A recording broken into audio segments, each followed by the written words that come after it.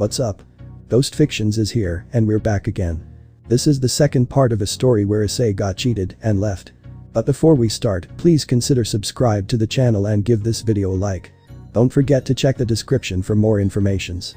Now, let's get into part 2. It was a summer's evening in Kuo City, the sun was setting, and the couples were happy as they enjoyed the evening talking about their date or events at school. Everyone was truly happy. Well, almost everyone. There was a sad, lonely soul who was in the park. Her name was Akeno Himejima. She decided to take a walk to clear her head. Over the past few Ryuji was getting better at using his clones, but Akeno could tell that he wanted to get stronger to prove that Issei was weak. Ryuji believed that Issei was still weak and that he couldn't actually do any of the stuff he was able to accomplish without the Longinus. It made Akeno a bit mad when she heard him bashing him and making him seem weaker. To be honest, Issei was stronger than any of them. Stronger than her, Rias, Kaneko, Kiba, Gasper, Zenobia, even Irina, and it's not just because of the Longinus was he able to do his accomplishments. It's because he did things that no one else expected him to do. He blew expectations away when he first defeated Riser in battle. Granted, he was lucky, but he still won that fight with determination and willpower. One thing Akeno was jealous of Issei was that he was his selflessness. He didn't know of the many people that would help him because of what he's done for them during the war, and he also didn't know of the political power he had, since many of the leaders were touched by Issei's actions. She thanked Issei for his kindness and compassion since she told him of her mother's death. Akeno has had problem with her heritage, which led to her fallout with Barakiel, her father. When Rainer killed Ice, she left a scar on his heart and made him dislike fallen angels. She confronted him about it and revealed to him that she is part fallen, but he replied with a smile. He told her he didn't like fallen angels, but he still liked Akeno, because Akeno is still Akeno. Later, he became the reason Akeno and Barakiel reconciled and started talking again. Eventually, she depended on him as her emotional support, something to help her get on her feet when she was losing her strength or felt like giving up. Issei would be there to carry her back and help her when she needed it. She had been walking for so long, she didn't notice a tree root was sticking out of the ground. Ah. Oof. Groaning and rubbing her head, she opened her eyes and gasped at where she had run into after her fall. It was a small overlook located a ways away from the neighborhood in which the orc lived. It was where Issei had taken her before the battle against Trihiksa. It was where they promised their futures with each other. The memory was as clear as day to her. Flashback. Issei-kun. Akeno looked at Issei curiously as he took her hand and led her down the road.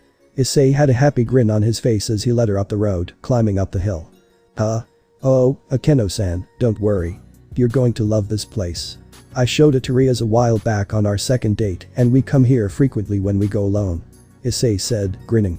Akeno smiled warmly, a light blush dusting her cheeks. The two walked in comfortable silence for several more minutes, until Issei went off the road and down a dirt path. Curious, Akeno merely followed along, appreciating the wildlife around her. Birds chirped happily while critters chattered amongst each other in the trees. It was times like this that Akeno forgot the war against the Cows Brigade. The war against Rizavam Live and Lucifer. It was just an ideal peace. And it was one that they would be willing to sacrifice themselves for. Just for more days like this. Days when all that mattered were your looks, grades, and next food or whatever it was people desired. But for one Akeno Himejima, all she wanted was more. More peaceful moments with her beloved Issei. Here we are. Issei said as he let go of her hand. He gestured dramatically to it. Akeno marveled at how beautifully simple it all was. It wasn't grand, nor did it possess the alluring beauty that meadows that painters gazed upon had. But it was charming in its own way. Before her was a cliff meadow filled with several species of flowers, the most abundant being the white daisy. A gentle breeze wafted past them, making all the flowers sway and dance gently.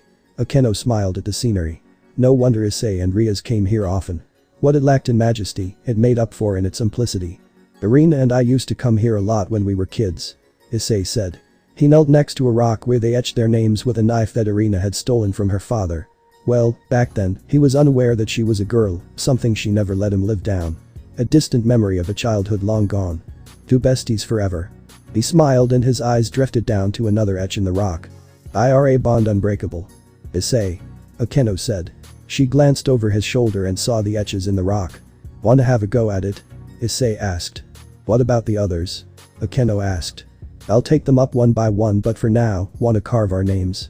Issei asked, handing her a small knife. Adding more girls to your little official harem tally? Akeno asked, teasingly as she knelt next to him. That's right. This here rock shall be proof that I, Issei Haidu, have gone to where no man has gone before. This rock shall prove that I have become a harem king. Issei boasted. Akeno giggled at Issei's small speech. Let's start, but mine will be different from theirs. Akeno said, positioning the blade of the knife on the rock. Akeno smiled as a tear rolled down her cheek. Her fingers traced over the etch that she and Issei had created on the rock in front of her. Ordained by heaven and hell themselves. May they be forever entwined and have a bond. Greater than any before them and after them. Issei and his beautiful fallen Akeno. She laughed as she read what she wrote. A bond greater than before. That's what I wrote, so why? Why did I do it? Why did I cheat on him? I asked myself that same question, and unfortunately I learned that lesson the hard way. Akeno turned to see Irina with a sorrowful look on her face. Akeno wondered as to what made the girl have such a sad look. Irina, what's wrong? Irina didn't answer her and walked next to the stone. I remember when Issei and I etched our names into the stone. I thought this meant I would be with him forever, but it seems my own stupidity was the cause and reason I'll never be with him again. Akeno didn't understand but just kept listening. Irina sighed. Look at this. Her wings appeared and Akeno gasped and covered her mouth with her hands. Why, you're a fallen. Irina's wings were black as night and her halo was broken. She sniffed a bit and cried as she responded. Sadly, yes. I didn't even realize my wings had turned black until yesterday. Ryudro doesn't know, in case you're wondering. Akeno hugged her and asked. What happened? Irina wipes away her tears and responded. It happened just last night when I went out for a late night walk, thinking about the game that's to come. Flashback. Irina was walking down the sidewalk as she thought about the upcoming ratings game that was coming up. Ryudro is getting better at using his sacred gear. It's good for fighting enemies who are only magic-based users like bishops and most queens, but he has to work on his physical strength in order to strengthen his abilities. She was so lost in thought she didn't notice that someone was following her and reading her thoughts. Gabriel was watching the girl from afar by orders from her brother. Michael sensed something had changed in Irina and sent his sister to find out what was the problem. Gabriel truly cared for Issei and remembered hearing and being taught what the emotion called love was. For the longest time, Gabriel felt that strange emotion inside of her heart. She thought of Issei and the great things about him. When she had asked her brother what this emotion was, his answer was a simple and confusing one. Gabriel. That feeling you have is called love. It's something that even we angels have. You deserve to fall in love and find out if the one who took your heart is the right one for you. Gabriel later asked Griselda, Seraphol, Penemu, and Barkwheel what love was. Their answers left her with many of her questions answered, but she needed confirmation about these feelings. So one night, while Issei was asleep by himself in his room, she snuck in and saw that he looked like he was having some kind of nightmare. Issei's face had dry tears, and he whispered. Stop it. Please. Gabriel was saddened seeing the man she loved suffering like this. Why aren't the girls aware of this? She decided to think about it later. She eyed Issei's sleeping face and gently rubbed his hair so she didn't wake him. Her touch made Issei freeze for a second, but then relax. She smiled as she saw his breathing soften and his face relax as if he is now having a good dream. It'll be alright, my love. She looked at his lips and her heart began to beat fast. She leaned into the lips. Her lips connected and her heart felt like it exploded in passion and love. She was shocked when her body moved on its own and her tongue tasted Issei's. Issei moaned and kissed back to the angel's delight. The feeling grew as her body became excited, but then she realized that if she continued she could be in serious trouble. She let go of his lips and kissed his forehead. Goodbye, Issei. Know your guardian angel is always here for you. If you need a person to talk to, then I will be there to talk to you. She vanished before anyone sensed her presence. If she stuck around a bit longer she would have felt a portal open from the dimensional gap. A certain black-haired lowly floated to Issei's body and saw him in a relaxed state. She looked at the window and had a tiny smile. Thank you, angel, for helping Issei. I am curious about the women who aren't with him. Sadly, I have to go back so soon. Farewell for now, Issei, my friend. She walked back into the portal and vanished. When Gabriel returned and informed her brother what had occurred, Michael was curious about this. And you're sure Irina, Zenobia, or Asia weren't there? Gabriel nodded. I'm sure of it. He appeared to be suffering a night terror, but I was able to calm him down. Michael nodded. Keep an eye on Irina for me. With everything going on I can't, but I can make it so you can spy on her and find out what's going on. Gabriel nodded and mentally prepared herself. Why do I feel like there's more than meets the eye? Ever since that day, Gabriel uses a human persona to blend in with Kuo City and follow the church trio. She was definitely suspicious with the three being with different men for the past few months. She thought they were just friends, but after asking a few members of the school she learned they were actually dating them. Many of the girls were jealous of them, but were badmouthing Issei since they thought that the perverted beast finally went too far and the girls decided to leave him so he could die alone. Gabriel had to hold back her rage from the comments about Issei and continued her investigation until she saw Irina drop off the boy at his home that night. Gabriel saw Irina's aura and gasped at what she saw. She flew down and appeared before Irina. "Irina. We need to talk." Irina was surprised at the sudden appearance of Gabriel and bowed. "Lady Gabriel. What brings you here? Have you been with Issei lately?" Irina's eyes had a little rage at the mention of the dragon until she smiled. "No, I haven't lately." Gabriel decided to get this over with. "Irina, show me your wings." "But why?" "Just do it. Your aura is different, now show me your wings." Irina summoned her wings and was shocked when she saw Gabriel gasp. "Irina. I'm afraid you can no longer be my brother's ace." Irina gasped. "But why not? What's wrong with them?" Gabriel turned her to the window of the shop they were next to, and Irina gasped when she saw her wings. Irina's wings were no longer white as snow and her halo disappeared. Tears began to form in her eyes. Irina turned to Gabriel, who sadly shook her head. "I'm disappointed in you, Irina. I truly thought you would never fall and break your promise to your father, mother, and Michael. Especially to Issei, the man you proclaimed so much that you loved him." She held out her hand, and the ace card flew out of Irina. Irina still had her fallen wings as she cried, seeing the card leave her body. "Irina Shidu. As of this moment, you're no longer the ace of Michael. I am sorry, but for the rest of your life you are now fallen. I am disappointed in you, my child. Farewell." Gabriel vanished, leaving Irina alone and crying. Then flashback. Akeno was surprised as she listened to the former angel's story. Irina looked at Akeno and sighs. "So now you know. I'm no longer an angel. I'm a fallen." Akeno hugged Irina and asked. "Are you planning on telling your parents? They will wonder, especially your father." Irina sighs. "I haven't figured out what my next move is, but I do know that this is something I have to live with for the rest of my life. And maybe this is my form of punishment for betraying the man who saved me multiple times, who turned my existence upside down. The same man who was my friend and promised that I would never betray him. I'm truly worse than that fallen who killed Issei." She cried her pools, and Akeno couldn't do anything but hug the saddened girl and rub her back with her hands. Akeno looked back in the night sky. "Issei. I truly am like Rainer. I stomped on your feelings and didn't even bother trying to understand what you were going through. Forgive this foolish and selfish woman for her stupidity, just please come back." That was a night of sorrow and regret. But these two maidens weren't the only ones suffering. But Asia and Ken. Ken and Asia were walking to the Kuo Park. The two were on a date, but at the restaurant the two weren't exactly talking.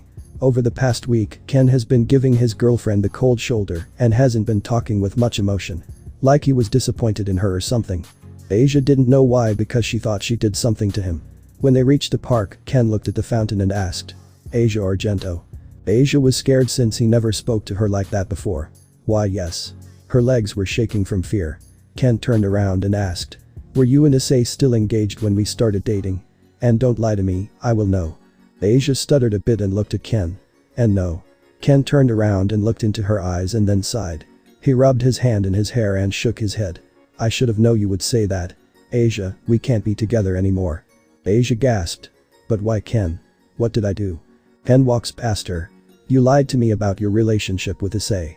I knew the two of you dated, along with Rias, Akeno, Kaneko, Irina, and Zenobia. Each one of you loved him, and after hearing everything that he did for each and every one of you, I admired him. I was so envious of him, I knew that even with my sacred gear, I would have no chance to face him." He continued as he looked into the sky. He extended his hand to the moon and tried to catch it but couldn't. "Issei Haidu is someone I truly admire. A human child who had no affinity for magic, a descendant who knew of the supernatural, wasn't a part of an ancient legend or prophecy, or even had any knowledge of this moonlit world, was able to do much more than even some of the most powerful beings in this world. I guess it's because he did things differently than they did. He didn't give a care about what people said about him. He was called childish, naive, spineless, weak, perverted, and pathetic, but he didn't care about what others called him. He still pushed his body past his limits. Even when it seemed like it was all over for him, he still stood tall and continued to fight and never gave in no matter what. I remember some of my classmates called him the incarnation of lust, but I believe he truly is the incarnation of wrath. He is a dragon that will never falter nor fall. He says what he wants to say and will do what he wants, but he will always live by his own accord. He'll defend the weak and helpless. He'll fight others who dare harm others, but if there are those who don't wish to fight, he will be there as a friend and heal them." Asia was so shocked by the confession she couldn't say anything. Ken turned back around to look at her in the eyes. "I'll still fight with the Gremory peerage in the Azazel Cup, but whatever relationship we had is over. I can't be with a woman who would dare betray the one man and said right to his face that she loved with all her heart. Farewell Asia Argento. Asia didn't do anything but watched Ken leave her in the park to her Ken thoughts. Asia thought back to her time in Kuo City. As she remembered all of the time she spent with Issei. How much he cared for her and spoiled her. How much he loved her. He even went into Juggernaut Drive because she was too weak and was angered at the thought of her dead. Asia felt water touch her cheek, and when she felt it she was surprised. These are tears. She cried her heart out as the pain of no longer being with the man she truly loved. Her heart cried to her soul to go back with Issei and be with him, but her mind kept telling her that she could learn experience with Ken, but it seems it didn't work the way she intended it. You truly deserve to shed tears. Pathetic girl, and you say I'm a monster. Asia gasped at the voice as she turned to see no one. Who are you? Answer me. I am a bishop of the Gremory household, so tell me who are you and we are you? Who am I? I am another possessor of the Twilight Healing, but it was for a short time. Don't you remember me killing you in front of the man we both loved? I realized my own foolishness when I kept watching from inside of you. I don't understand. The only other person who used my power was. But that's impossible. You're dead. The voice started to laugh. Asia heard laughter until she realized. Wait, the one who's laughing. Asia's body was laughing and her eyes were shadowed. Is me? Her head was lifted up. Asia's right eye turned purple and wicked smile was formed on her face. It's been a while since I had a body of my own. Asia was scared. Tell me who are you and why are you doing this? Please give me back my body. Asia's body laughed. You really don't recognize my voice. Well, then again, it has been a while since we've seen each other, so perhaps this name will ring a bell. Fallen Angel, Rainer. Surely you remember me. Asia's left eye widened. But how? The right eye had a calm look. That simple. Before I truly died my body may have been destroyed, but I didn't want to leave. I stuck my soul within Twilight Healing and watched everything you saw, heard, felt, and much more. Personally, I didn't want to kill Issei at first. I've killed many humans during my life because of my orders, but doing it to Issei left a huge scar in my heart and mind. I didn't know why I felt this way until saw Issei with that woman. My heart was filled with hatred towards her. I hated how she thought she was so amazing just to have him die when she already knew that I was already in the city. She let him die and only came out to resurrect him for her to use against the Phoenix boy. As I possessed the Twilight Healing, I saw how Issei grew and knew my soul was in pain. I was in love with him. I always tried to find a way to tell him, but all I could do was observe and watch from within. I will admit, I was in love with Azazel, but after watching and seeing Azazel I wondered why did I fall in love with him in the first place. It was then I knew I wasn't in love with him. I lusted for him. Azazel could never return the feelings I had for him, but I saw how Issei always stood for everyone. How he took the burden on his shoulders, how he hid his fear, endured all the beatings, and did so much by knocking some sense into many of you. However, I was truly disappointed in you when you insulted him that one day, just because he didn't call Riaz by her name. She had to realize that she did say to call her Butchu. She tried to rape him when she was trying to get out of an arranged marriage. She was a possessive woman who only cared about herself. After the Battle of Trihixa, I saw you cheat on the man that proposed to you. You went behind his back, lied to the boy you were dating, brutally insulted Issei, abandoned him when he lost his way. Then when you realized your mistake, you went on to believe that you and Issei could be together after breaking him in the worst way. And because of those reasons, I could never allow you to harm his heart. I'll be taking over and showing you why I'm much better than you. And perhaps, I can kill two birds with one stone. Oh, don't worry. You won't remember any of this. So bye-bye for now. Asia collapsed. The rings flowed with a purple aura and then faded. Asia woke up a minute later and rubbed her head. Oh, my head. She opened her eyes and they were back to normal. Wait, what happened to me? I remember Ken broke up with me, but what happened after that? She didn't notice her shadow become a form of the old fallen. Don't worry, Asia. I'll let you have control for now, but I need two people in order to be reborn. Perhaps, I can use that stupid girl Zenobia, that girl Irina, the filthy half-breed Akeno. The shadow has a large dark smile on its face. Or even better, that whore Riaz. Hehehe. I am going to enjoy this. Truly I am. An old enemy has returned and out for vengeance. Shinto Teito. Ubaluna and Rosweiss were talking with each other in the kitchen at their temporary apartment. Ubaluna had to ask the Valkyrie. So how did you know you were in love with him? Rosweiss put down her water and asked. Well, how did you and Shulin know? Ubaluna blushes and rubbed the back of her head. Well, I didn't know at first, it was actually after he defeated Riser. It was then I took an interest in him. When I learned more about him and heard of what he did, it amazed me. I personally only thought he wanted to be a devil just so he could have a harem, but I learned he's much more. He wears his heart on his sleeve. No matter who his opponent is, he'll fight for those he loves, and even if he is beaten to the ground, he still won't surrender. Shulin and I were horrified when we learned that he died while in the dimensional gap, but for some reason we didn't believe he was actually dead. More like he was gathering his strength and preparing his next move. Maybe it was wishful thinking, but we refused to believe he was dead. When he returned, we were both happy that he was safe. That's when we both realized we wanted to get to know him more. As a part of his harem, or at least his peerage. The Valkyrie nodded. Her thoughts took her to their last meeting where their relationship was still nothing but professional. She couldn't afford to have a different kind of relationship with him, even if she wanted to, as such thing was forbidden and would lead to her being fired from her job. But then, when she returned to her friends in Kuo City, she was surprised that she couldn't sense Issei. After being away in Asgard and pondering about her feelings, what she considered as friendly feelings were suddenly realized as something far from that. She realized the truth behind her emotions and the reason why he was the subject of her thought most of the day. She understood now that he was irreplaceable, as he was one of a kind. She was sure that no man would match him in his kindness, his strength, his caring, and love. He was the only one who would not judge or make fun of her. He was the one who she knew would protect her no matter what, and he was the one who'll care for her unconditionally. That was just how he was, and that is why she loved him as she did. But she discerned all of it too late when he already left. She reminisced about how devastated she was when had learned about what happened to him, as she feared that she lost him forever. She knew why he was so different when she saw him again. He was broken, and she wanted nothing more than fixing him. Eventually, this desire of her changed when she learned of how he seemed to be better, and instead she wanted just to show him how much she loved him. She wanted to finally know how it felt to be loved and cared by someone. She wanted to know how it felt not being alone. But for achieving all of that, she had to find where Issei was so she could reunite with him and show him how much she loves him by staying by his side, even if means going against her friends. She looked at Yubaluna.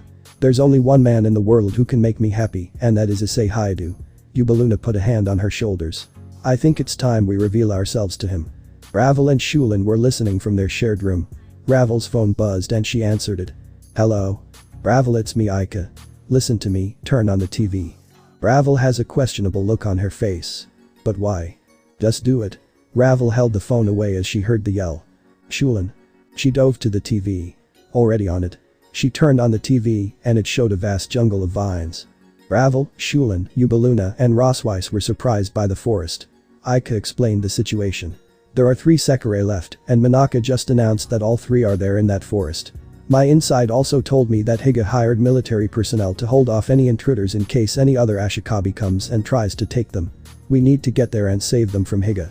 If we get them to the east or north, then we'll be safe. Higa may be mad, but he isn't stupid. Ravel and the others got their weapons and armor on and prepared for battle.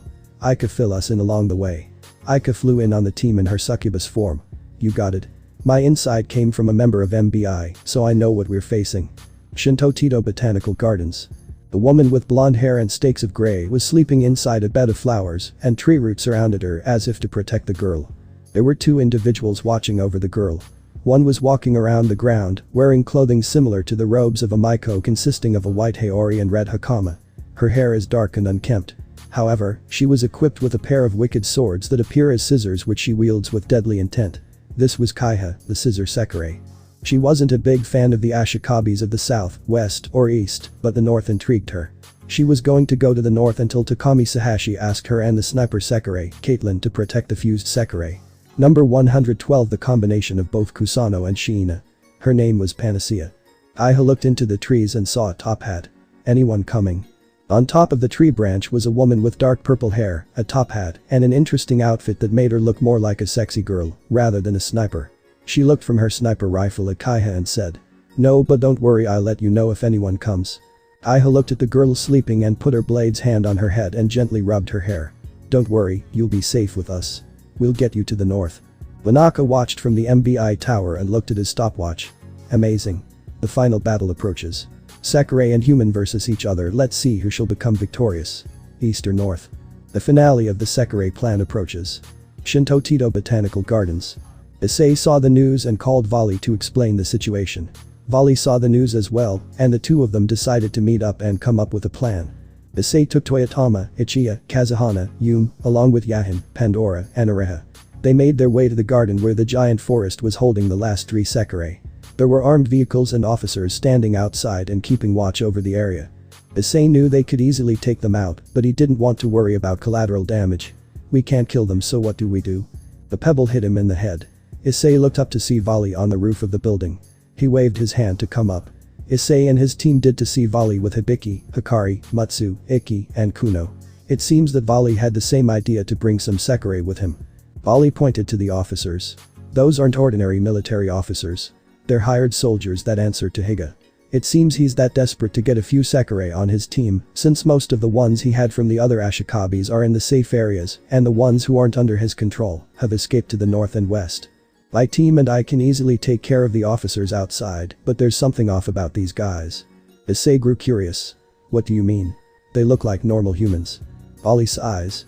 They have the scent and appearance of a human, but for some reason I'm detecting a devil's scent. Issei was shocked. Is it possible that the devil is possessing one of the soldiers? Devils can do that, can't they? Volley rubs the back of his neck with his hand. That depends. If the body that the devil tries to possess is too weak, then the body will be destroyed, so that's why they have to weaken or seal most of their power, so they can easily inhabit another one's body. I remember reading a book on possessions when I was in the Chaos Brigade faction. There were 3 ways to possess someone. The first is the way I just told you. The second way is for the individual to send their soul from their body into another. If the soul is stronger than the host soul, then the more powerful one will consume the weaker one and take full control of the body. However, there's a catch when doing it this way. When they become one with a new body, then they are bound by its lifespan. If the new body that the devil possesses is killed or destroyed, then the soul will be sent to the afterlife. After all, life isn't something that's meant to be toyed with. Issei was surprised by this information and remembers how he was near death many times but was still able to get back up and fight once more. But what's the last one? Volley breathes deeply before saying. The last way is for one to send their soul to a sacred gear. If the user's will is too weak, then the soul that's trapped themselves in the sacred gear can take over the user's mind and body, but the original host would have no memory of what happened to them. Issei was even more surprised by that last one and began to think of Rainer when he was in Juggernaut Drive during the Diodora incident. I remember seeing Rainer, so does that mean she tried to possess me, or was that just part of Loki's curse? It felt like she was actually there. He was brought out of her thoughts when Yum shook his shoulder. Issei saw the worried look on her face. Sorry. Just thinking about something from my past. Yum hugged him and rubbed his hair. Don't worry. You don't have to hide anything from us. We're here for you, no matter what. Issei was happy from the warm feeling that he felt in his heart from just being in contact with Yum. Yum could sense his emotions much better than any of the other Sekirei in his flock, so when it comes to emotional situations like this, only 4 were best suited to help him in those moments. Yum, Mia, Kagari, and Kazuhana. Volley saw this and knew that Sekirei were beings of emotions who could read a person's feelings with just a glance. Sometimes it was easy, but others made a better attempt to hide them. Hibiki and Hikari were good when it comes to understanding his emotions from being his first Sekirei and the strength of their bond. So he could understand that some of them are closer to their Ashikabi than others. They ended the hug and Issei looked at Volley. What's the plan? Volley smirked. We'll be splitting up with my group taking out the soldiers, and you and your team will head in and get the last 3 Sekirei out of there. Sounds good. Issei nodded and held out his hand. Good luck. Volley shook the hand. You too. They went their separate ways and got ready to rain destruction. With Ravel and company. Ravel and her team were rushing to the botanical gardens. We need to hurry. They kept running to the gardens until Shulin caught something. Their eyes widened. Ravel. Drop. Ravel dropped to the ground. Bang. Bang. 2 bullet holes hit the wall that was at her left. Ravel turned to look at the soldier pointing a gun at her. Stay where you are. Don't move. He signaled for his comrades to move in. 20 soldiers moved in and surrounded them. They pointed their guns at them and had lasers aimed at their heads or chest. The leader came out, and what made him odd was that his helmet had a symbol. 666. Brosweiss knew that number well. That's the symbol of Trihixa, but why is it here? These soldiers are definitely human, so why does this guy have the aura of Trihixa? The soldiers had their guns pointed to them until the leader stepped forward. Ready to shoot. One soldier was shocked. But sir. They are, he fell due to the leader putting a bullet in his head. Anyone else want to defy my orders? Shulin and Ubaluna were alarmed that this human killed a soldier in cold blood, but never have enough time to think through. The leader spoke again. Ready. The soldiers aimed their guns. The girls were preparing magic. Aim. They all tensed. Phi. They looked at the commander and saw he wasn't speaking. A metal claw was sticking out of his chest. The body was tossed aside and revealed a woman in bandages and ash gray hair that had a wild look. Her left claw was stained with blood and she glares at the soldiers. Leave her die. The soldiers take aim at the girl and she only sighs. Your funeral then. She put her hands to her mouth and shouted. Now. Holy water celebration. Hellfire bird. Ice dragon flight. Dance of blades. The girls saw Tsukiyumi, Kagari, Akitsu, and Yomi come out and strike all of the soldiers with their respective elemental attacks. Tsukiyumi drowned the soldiers in water, Kagari burned the soldiers to ash with a dark flame, Akitsu froze some of them with an ice dragon, and Yomi sliced the soldiers with her wind and scythe. After the soldiers fell, Kagari walked to Kiryu and had her hand extended out to her. Good to see Takami's perverted assistant. The girls looked at Kiryu and then Kagari. You know each other? Kagari shook her head. Not exactly, but Takami told me of her outside source and how she's perverted like Matsu. Kiryu does a little laugh and then smiles before looking at Kagari's chest. Kagari followed her eyes and pushed her breasts forward by putting her arms under her chest. They're real. Not fake. Kiryu grabbed Kagari's chest and began to fondle her. She blushed as she feels the fire Sekirei's chest. Wow. They have to be around DD or E-size cups. So who's your Ashikabi? Kagari blushed as she looks to the side and whispered. Issei Haidu. The girls who didn't know leaned in and asked. Who? Kagari shouted. Issei Haidu. Kiryu smiled as she hugs her. I'm happy you finally have someone who loves you. She leans into her ear. Mind if I join you two sometime? I'm sure we can have some fun. Kagari has a murderous look in her eyes and had a fireball ready to shoot at the succumbs. Try it and you're being served as grilled succubus. Kiryu waves off the threat and calmed her down. Relax, I'm just teasing, but seriously we need to get to the botanical gardens to help Issei. Roswis was looking at the captain's body and noticed the mark disappeared. I'm afraid we have bigger problems. She walks back to them. The captain was possessed by the power of Trihiksa. In other words, the captain was dead, but his body was being controlled by the person's power like a puppet on strings. I traced the power, and the source is coming from one location. She used magic to bring up an image of Higa Izumi. The Ashikabi of the West. Higa, Izumi. Ravel and the others were shocked. But that's impossible. Trihiksa is dead. There's no way the beast is back. And Higa is a human, how could he have the beast's power? Her face changed to one of horror and looked at the Valkyrie. Unless. Roswis nodded. There's the slight chance that he's back. Kagari was worried, along with the other Sekirei. Who? Roswis looked at them. His name is. Botanical Gardens. Bali and his Sekirei destroyed through the barricade that the soldiers set up. Cars were flipped over. Fire was everywhere but controlled. Bodies of the soldiers littered the ground. But the biggest part of the damage was done to the forest. Hibiki and Hikari fired a dragon made of lightning at the vines and disintegrated them. Issei saw the signal and his group moved in. Bali shouted for him. We'll handle things out here. Hurry up and get the last 3 out of here. Issei nodded back. Understood. Thank you, Vali. I owe you, big time. Vali watched as his rival and his Sekirei charged into the forest. Just promise me you'll give me a good fight at the games. My rival and my friend. He looked at his team and shouted. Alright, let's get some defenses up and call the others. If Higa wants to start a war, then we'll give him one. Hibiki and Hikari stood at his side and saw the destruction all around them.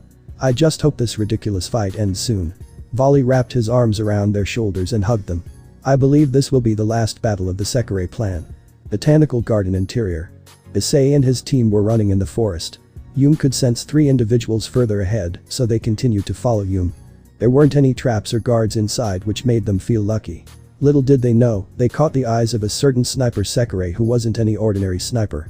Caitlin's ability as a Sekirei allows her to see the heat signatures of an individual, track them by sound, smell, or sight. She could give the goddess of hunt a run for her money. The bullets she uses can pierce through any kind of armor.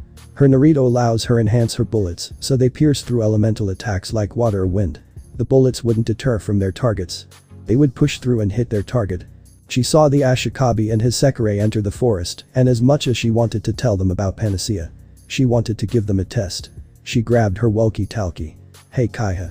We got some guests that I think you're going to love. Kaiha stood next to Panacea and asked. Really? Who? Ashikabi of the North. Issei Haidu. Kaiha almost dropped her walkie-talkie, and her smile became one of excitement. Where is he? Caitlin looks through her scope. If you want to fight him then we have a small problem. He has 7 Sekirei with him.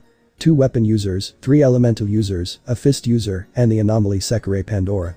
Kaiha was interested in fighting them, but knew that her power was limited to her scissor blades. I'll fight the Ashikabi. You keep the other Sekirei away. Caitlin smiled. Understood. I can't use my Naruto, but I'm still a damn good sniper. She loads her gun and gets to higher ground that will let her hide her presence. Good luck, Kaiha. Kaiha replied. You too, Caitlin. They were getting ready for the best fight they ever had.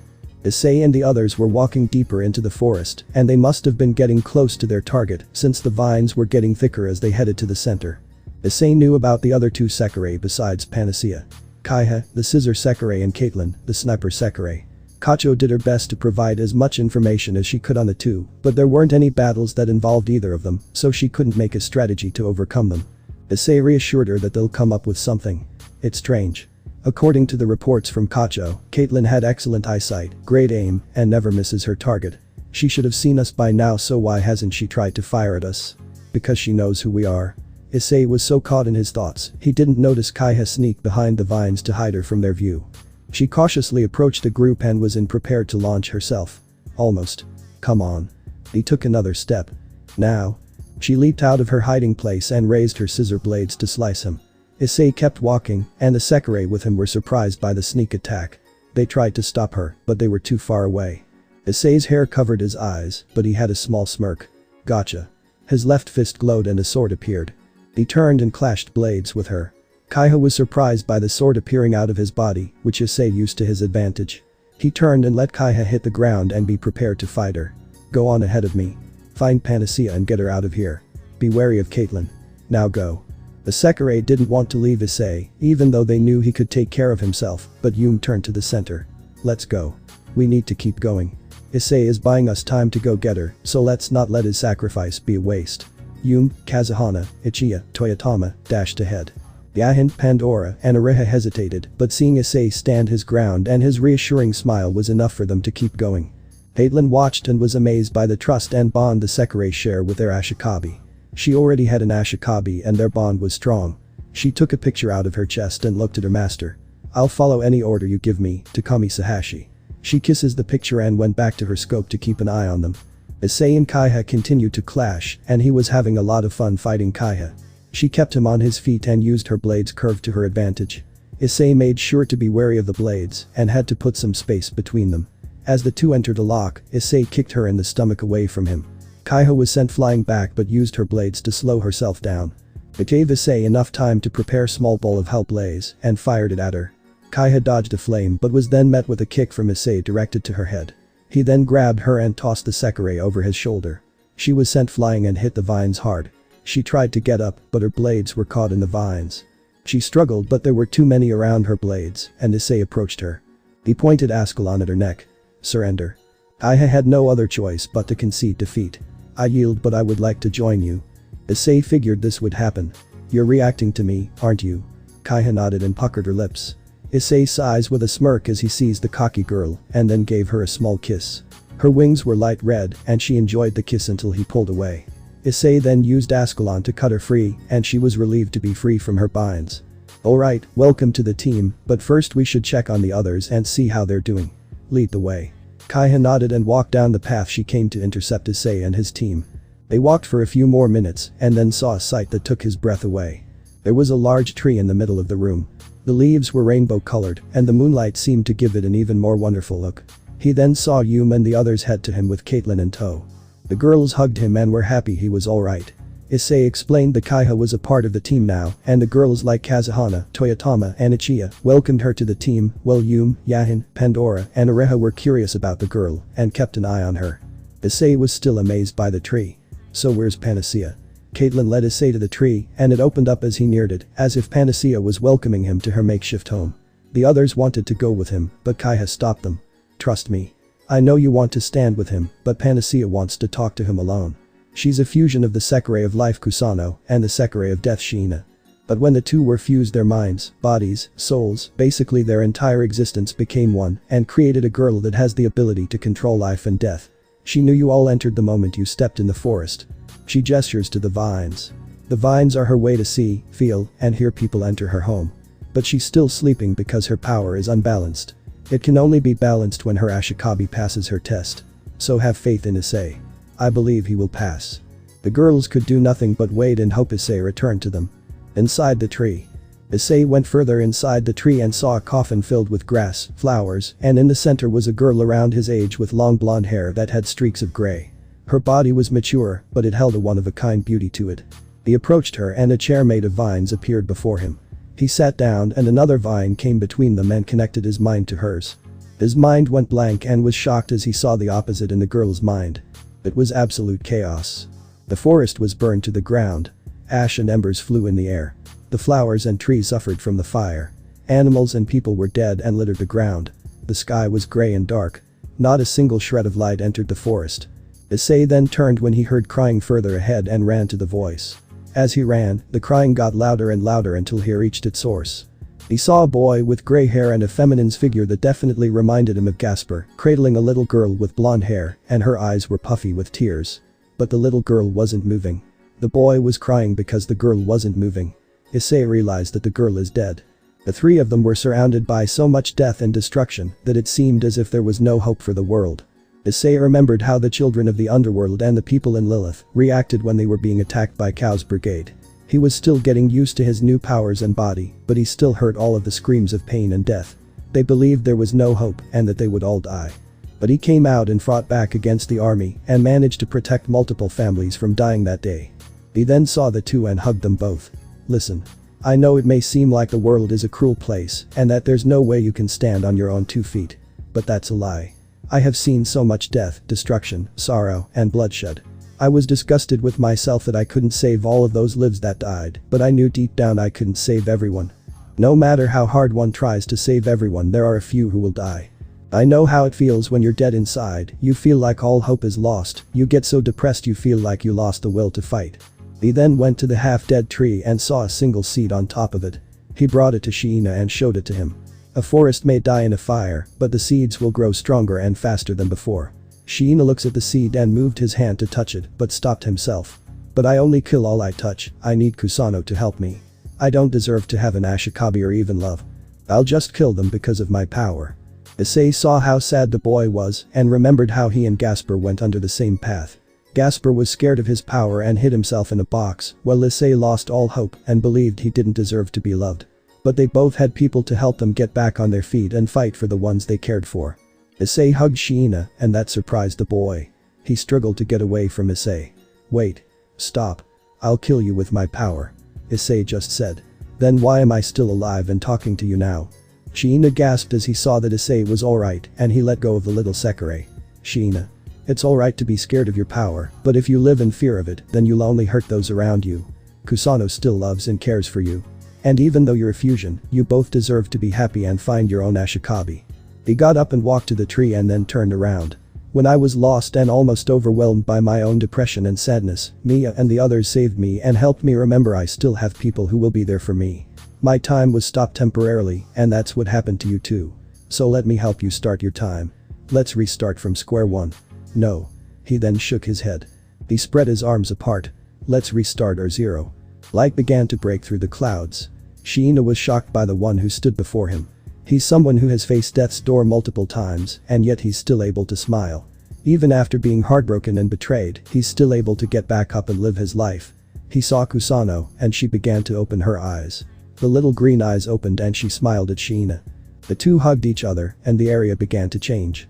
Flowers, grass, and trees began to sprout from the ground, and the sky began to turn blue. The clouds were blown away and the sun shined in the sky. The two looked at the area and then saw Issei with a hand extended to them with light shining behind him, as if he came to save them. He still smiled and asked, "Do you want me to wing you?" The two laughed at the question and began to glow into gold particles. Kusano hugged Issei. Shiina shook the hand that was extended and then gave Issei a hug. Issei laughed to himself as the two still hugged him. "Thank you for helping us.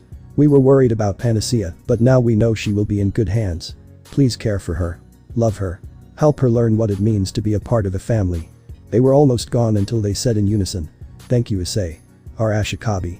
They became a storm of golden particles and they flew into the air. They burst in the air, and the same girl he saw outside descended to him with wings that were gold. They were so bright but didn't blind the dragon from the woman in front of him. She approached him. "I'm not good with situations like this, so can we see where this goes? I want to learn more about you. So please teach me all that you know." Issei cupped her cheeks and leaned in. "I promise to take care of you, my lovely flower." He leaned in and kissed her lips softly. Panacea's eyes widened, and internally she was happy that she now felt complete. Her Ashikabi loved her but would help her learn how to grow in the world. She would become beautiful and bloom. Just like a flower. They separated from each other, and the winds blew around them carrying petals in the air. Panacea remembered something from a book on marriage she read once. Through better or worst. In sickness and health. Master Issei. By the blessing of Gaia, heal my Ashikabi's pain in both body and spirit. I, Panacea, Sekirei 112, make this vow to the one I love and will offer my body, mind, and soul to you. Master Issei. Issei smiles a warm smile and kissed her again. I promise. I will make you happy and help you grow into an amazing woman. They stayed in there hugging each other. Outside the tree. The girls were surprised by the vines glowing different colors and the winds picking up. The flower petals blew around everyone. Kazuhana wondered what was going on until Yum responded. It's Issei. I feel it.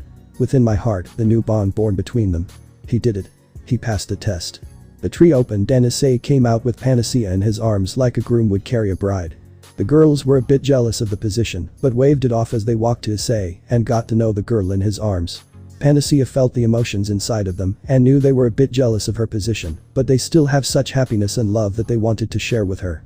Panacea closes her eyes with a happy smile. This is truly the happiest day of my life. Thank you Issei Haidu. My Ashikabi. The green has been saved. Bali and his Sekirei were taking out the enemy soldiers while maintaining an excellent defense with the pillars and vines. They managed to defeat the last of them with ease. Kacho told them there were no enemies approaching them so they could take a breather. Bali sat on the stone he was next to with Matsu and Himeko. The others were still keeping watch just in case they were ambushed. He was enjoying the comfort of his Sekirei until his phone began to ring. Hello? Bali? It's me, Issei. Great news, we got Panacea and Kaiha. They're on outside but we also met the sniper Sekirei, and here's some interesting news. Apparently, Ravel, Roswis, Ika Kiryu, and a few others are here in Shinto Teito. Bali was surprised by this development. Why are they here? Don't know but Kagari just called me and informed me of the situation. Listen to me, we have some bad news. What is it? The is back. It's your way. Get out of now. Bali couldn't hear the whole message. Issei. Issei. Repeat the message. There was only static on the other end. Bali tried to call the inn, but all he got was static. Hibiki and Hikari came to him. There's some interference on the other side of the channel. Someone wants to make sure we can't call for backup. We're on our own for now. Bali grunted. I just hope he gets here soon. A power washes over the area and Bali sensed it and gasped. Wait. This power. I haven't felt it in a long time, but there's no way he's still alive. A figure stepped onto the battlefield. It was Higa Izumi, and he looked different as he passed the dead soldiers and the destroyed tanks. The Sekirei prepared for battle, and Bali prepared himself as well for combat. Who are you? Answer me. The man stopped in his tracks and looked at Bali. He held his head down and began to laugh deeply. Ha ha ha ha ha ha ha. Ha ha ha ha ha ha. It's been a while my sweet grandson. Oh how I have missed you. Bali was frightened as he heard a voice that was very familiar with him. It can't be. You should have died in the battle against Trihiksa. Higa's body began to break apart as his body was ripped from the inside, and a pair of hands pulled the opening apart to reveal an all too familiar face. It was a middle-aged man in his 40s with dark silver hair and hazel eyes. He looked much like Vali, albeit with longer hair and a beard. However, he possessed a bottomless and creepy aura around his body. He wore the same Mao Lucifer attire as Surzich's, although colored in silver. As he finally emerged, his back revealed he had multiple pairs of devil wings, totaling 12 wings. Bali's breath wasn't taken away as he saw the man who made his life a living hell stand before him now. I don't understand. How are you still alive? The newly born Rizavam laughed at his grandson. Did you really think I wouldn't have a backup plan to save myself?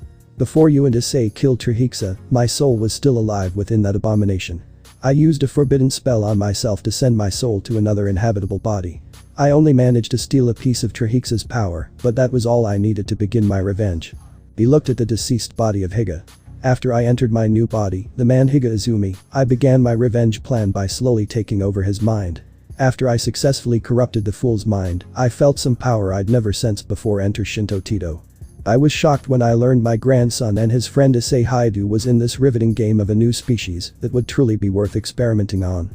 The Sekirei were disgusted at the thought of being human lab rats and used as a weapon. They were grateful to have met Vali and be with him no matter what. Vali was shocked as his grandfather explained how he survived, and personally he wanted to finally put an end to his pathetic existence. So what was the plan here, old man? Use your little soldiers as pawns to get to the Sekirei of life and death. Rizavum laughed at him. You are correct. The plan was to take out those pathetic Sekirei who were guarding the fusion Sekirei.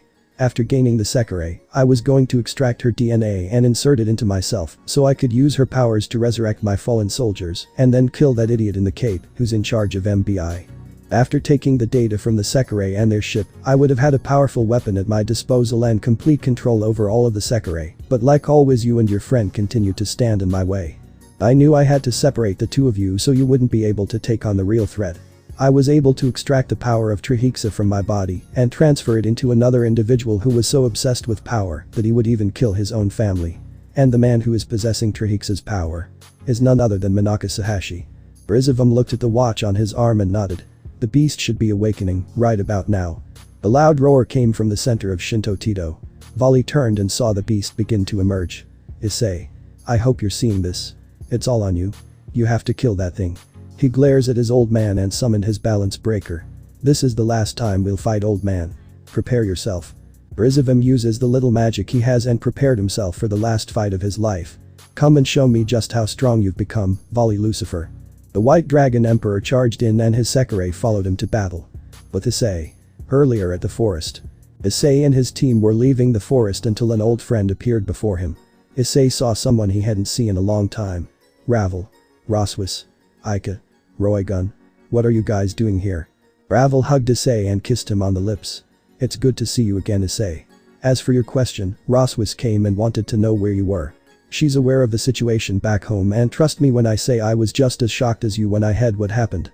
Anyway, we met up with Ika. He told us that she's been working with Takami Sahashi and filling her in on the whereabouts of the Sekirei.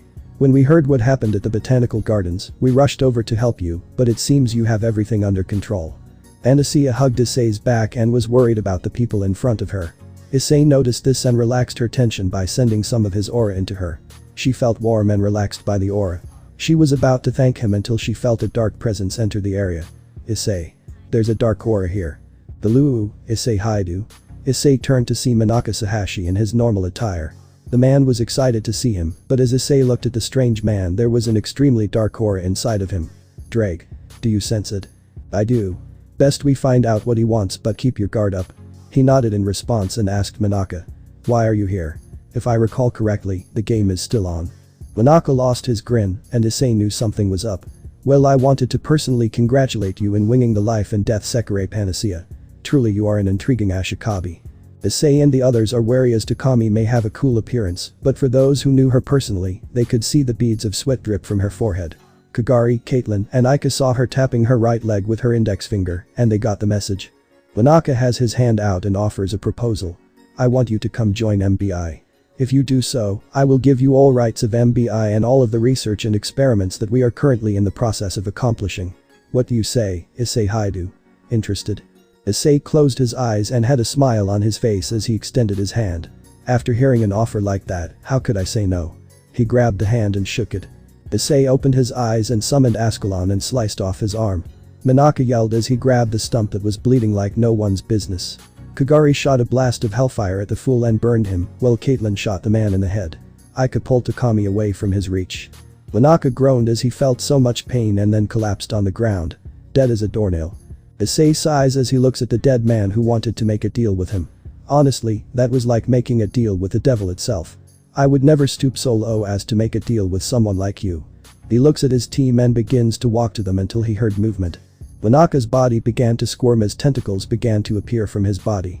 His head extended into the air as it began to morph into an abomination of darkness. The new head roared as its body continued to come out of Minato's body. The creature came out of its shell and roared as it prepared to fight Issei and his team. Issei and his Sekirei got ready for the fight of Shinto Teito. As much as I hate to do this. He opened his phone and typed in a number. I have no choice.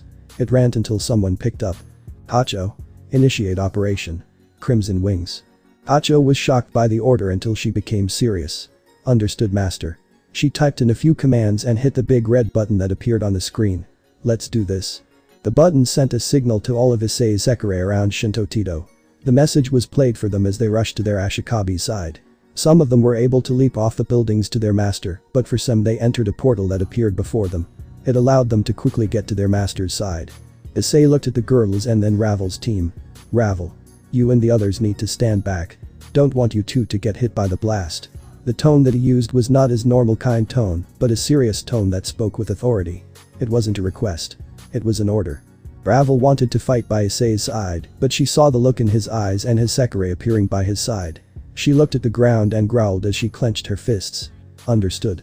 But no, you're going to pay me back later, alright? Issei heard this and decided to promise her with something she wanted from him for a long time. He walked over to her and lifted her by the chin, so her eyes met with his own. He leaned in and kissed her lips. Ravel gasped as she was taken by surprise and liked the kiss she received from him. She always had many fantasies, but now this was much better than anything she imagined. Issei loves the soft pillowy feeling from her lips, and his instincts came into play, and he decided to play with her tongue. Ravel moaned as Issei wrestled her with his own. Sadly, they had to separate because Ravel needed air and she was blushing red as a tomato. Issei gave her a peck on the nose and Shulin caught her as she fainted in her arms. Anasia and Kaiha stood at Issei's side and tapped his shoulders. Issei looked at them until he felt his pieces react to his two newest additions to his flock. The knight went inside of Kaiha, while the remaining 8 pawns went inside of Panacea. The two of them were glowing their respective colors and their features became more draconic. Mia and the others appeared before Issei and saw the threat. Each of them readied themselves as they faced the remaining power of Trihixa.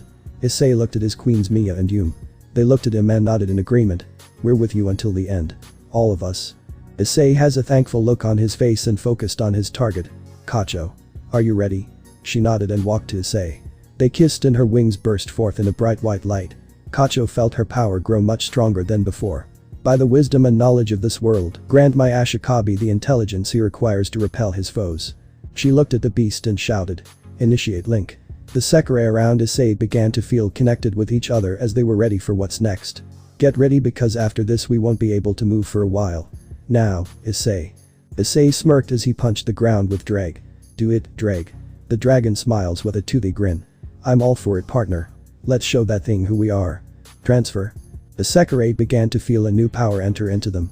Each of them glowed the same color as their wings. Issei was glowing in a bright red light. Ravel and the others were shocked by the power displayed before them until Roswis went in front of them and put up a powerful barrier. Issei shouted to the others. Let's show Trihixa the power of the Crimson King of the Winds and Wings. Some cheered in agreement with their Ashikabi, while others were excited to use their full power. Mia started them off. Now fly Crimson Light Slash. A bright flash of light emitted from her sword and she swung it like a sword. Boom. Crimson fists of destruction. Images of red fists were sent to the beasts as the punches pummeled it. Karasuba and Kaiha were ready. Fusion move. Mito's Anjutsuha Kaiha's blades and Karasuba's sword was shrouded in darkness and they sliced the air to release a volley of blades at Trihixa. Yomi and Toyotama were ready for their turn. Fusion move. Piercing wind strike. The scythe sent a blast of wind with many spears from Toyotama at Trihixa. Each of them glowing in crimson energy. Akitsu, Tsukiyumi, Kagari and Kazuhana combined their respective elements and shouted. Fusion move. Apocalypse Abyss. Tornadoes of ice, water, fire and air appeared and surrounded Trihixa and closed in on it. Yuzum, Yashima, Benitsubasa and Ichii readied their special moves they've been working on. Yashima readied her hammer while Yuzum leaped into the air and readied a drill made of cloth. Benitsubasa and Ichii gathered all of their energy into their fists and shot forward. Gravity hammer. Spiral weave. Layered edge. Crimson crushing blast. Earth shatter. Their respective attacks were sent forward and struck Trihixa. The pawns readied their final moves and some did a fusion move with the others. Anasia used her power to boost the others with one of her Naritos. The gift of Gaia. While Pandora was using her Narito. Luck blessings. Yahin summoned all of the shadows in the area and created a giant shadow dragon. Eat this. Never-ending nightmare. The dragon shot forth and enveloped the beast in darkness. Heihain and Areha readied their blades and fired them at the beast. Fusion move. Dance of blades. The sharpened chakrams and claws sliced many parts of the beast. The beast roared as Issei prepared to finish Trihixa off. Farewell and may we never meet again, Trihixa. He summoned his balance breaker and the orb in the center of his chest glowed and erupted with power. Now go plus ultra. Long Ina Smasher. The green beam blasted at Trihixa and the beast didn't stand a chance against the powerful attack. The beast roared in pain as the beam enveloped it and eventually it disintegrated into nothingness. The attack was finished and the beast Trihixa 666 was no more. Issei sighs in relief that they won and almost collapsed from exhaustion until Mia caught him and brought his head to her chest. She rubbed his hair and kissed his forehead. You did well. Rest up. Issei nodded and smiled as he relaxed. He was just hoping that Vali got the message and was alright. But Vali was standing above his grandfather after weakening him thanks to his team. Rizavum groaned as he tried to get up, but he knew he was finished. Guess this means you win. Heh. It's ironic that I lost even though I managed to return from death. It's simply hilarious. I know you probably won't believe me when I say this, but have a nice life, Vali. Vali didn't believe him, but still acknowledged it before killing him. Hibiki and Hikari decided to end the pathetic excuse of a devil and electrocuted Rizavum's body to a crisp. Vali decided to burn it to ash, so he breathed his own fire, and the flames destroyed the body. He looked at his team and smiled. He raised his fist into the air and roared in victory. The others joined in as well as they celebrated the end of the battle. Vali saw Issei and his team meet up with them, and they greeted each other and asked what happened. Issei explained what happened on his end, and Vali was amazed at his rival, that he and his team took on the last piece of Trihix's power. The kami came up to them and bowed in thanks. You have no idea of how grateful I am now that Minato and that thing is dead. Are any of you interested in joining MBI? I have planned on stepping down and settling down.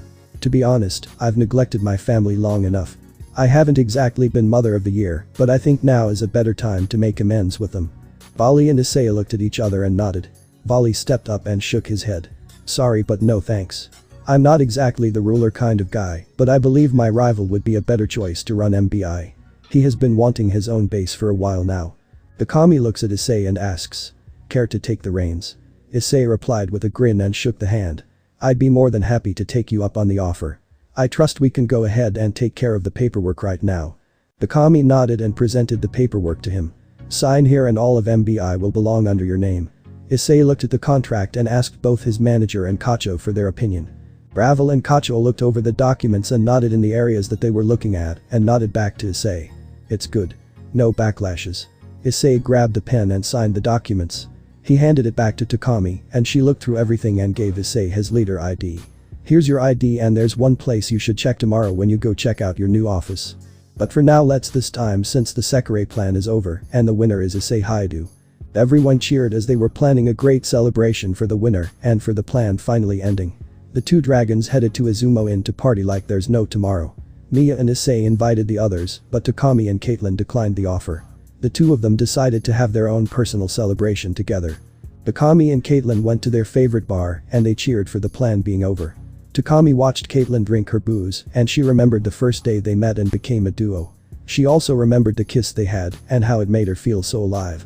Caitlin, I have something I want to ask you. She gets down on one knee and presents a diamond ring to her Sekirei who was blushing as she saw it. Caitlin wanted to believe it was real and not a drunken hallucination until she felt Takami's hand on her hand. Takami blushed as she mentally prepared herself. Caitlin, I want you to be with me for the rest of my life. Now and forevermore, so will you make me the happiest woman in the world and marry me? Caitlin saw this and was shocked until she cried tears of joy. Why yes. What took you so long to ask me? Takami put the ring on Caitlin's ring finger and pulled her in and kissed her. The rest of the people in the bar celebrated for the happy couple. They separated and then kissed with their tongues and enjoyed each of their taste. That night was filled with love and joy. As many Sekireis and their Ashikabis showed their love for each other. The Sekirei plan was over and victory went to the Red and White Dragon Emperors. Time skip. 2 weeks later. It had been a week since Issei had claimed ownership of MBI and he was already in the process of making a couple of changes from how they used to run things. Ravel became his secretary and helper with their greatest dread. Paperwork. He was able to finish his degree in college thanks to the MBI connections and his Sekirei helping him study all of those late nights.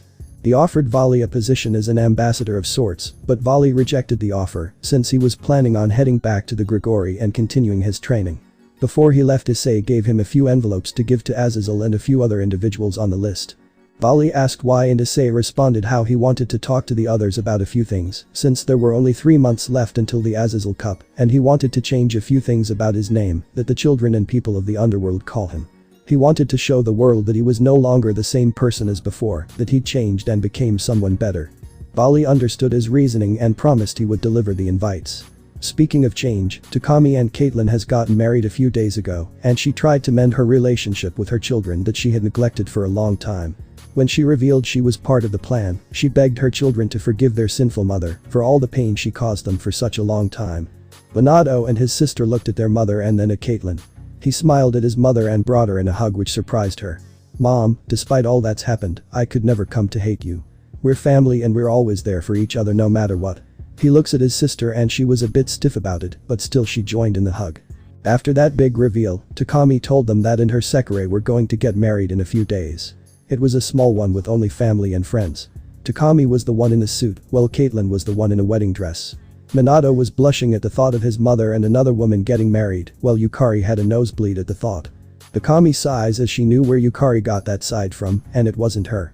Issei Sekirei wanted time help out at MBI, so he made sure that they all had jobs that would fit their skills. Karasuba and Yume led 2 teams of 3 to make sure that the Sekirei were well taken care of and to help establish the law in the city. Karasuba's team consisted of Benitsubasa and Heihain, while Yume's teammates were Yoshima and Kagari. Yoshima wanted to protect Sekirei who were unwinged and help them find their destined one.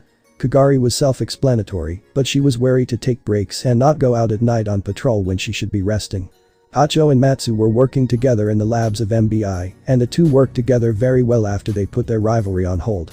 Minato still attended school, and his Sekirei found a few jobs thanks to MBI's sources, and were able to raise enough money to buy a house for all of them to live together and spend the rest of their lives.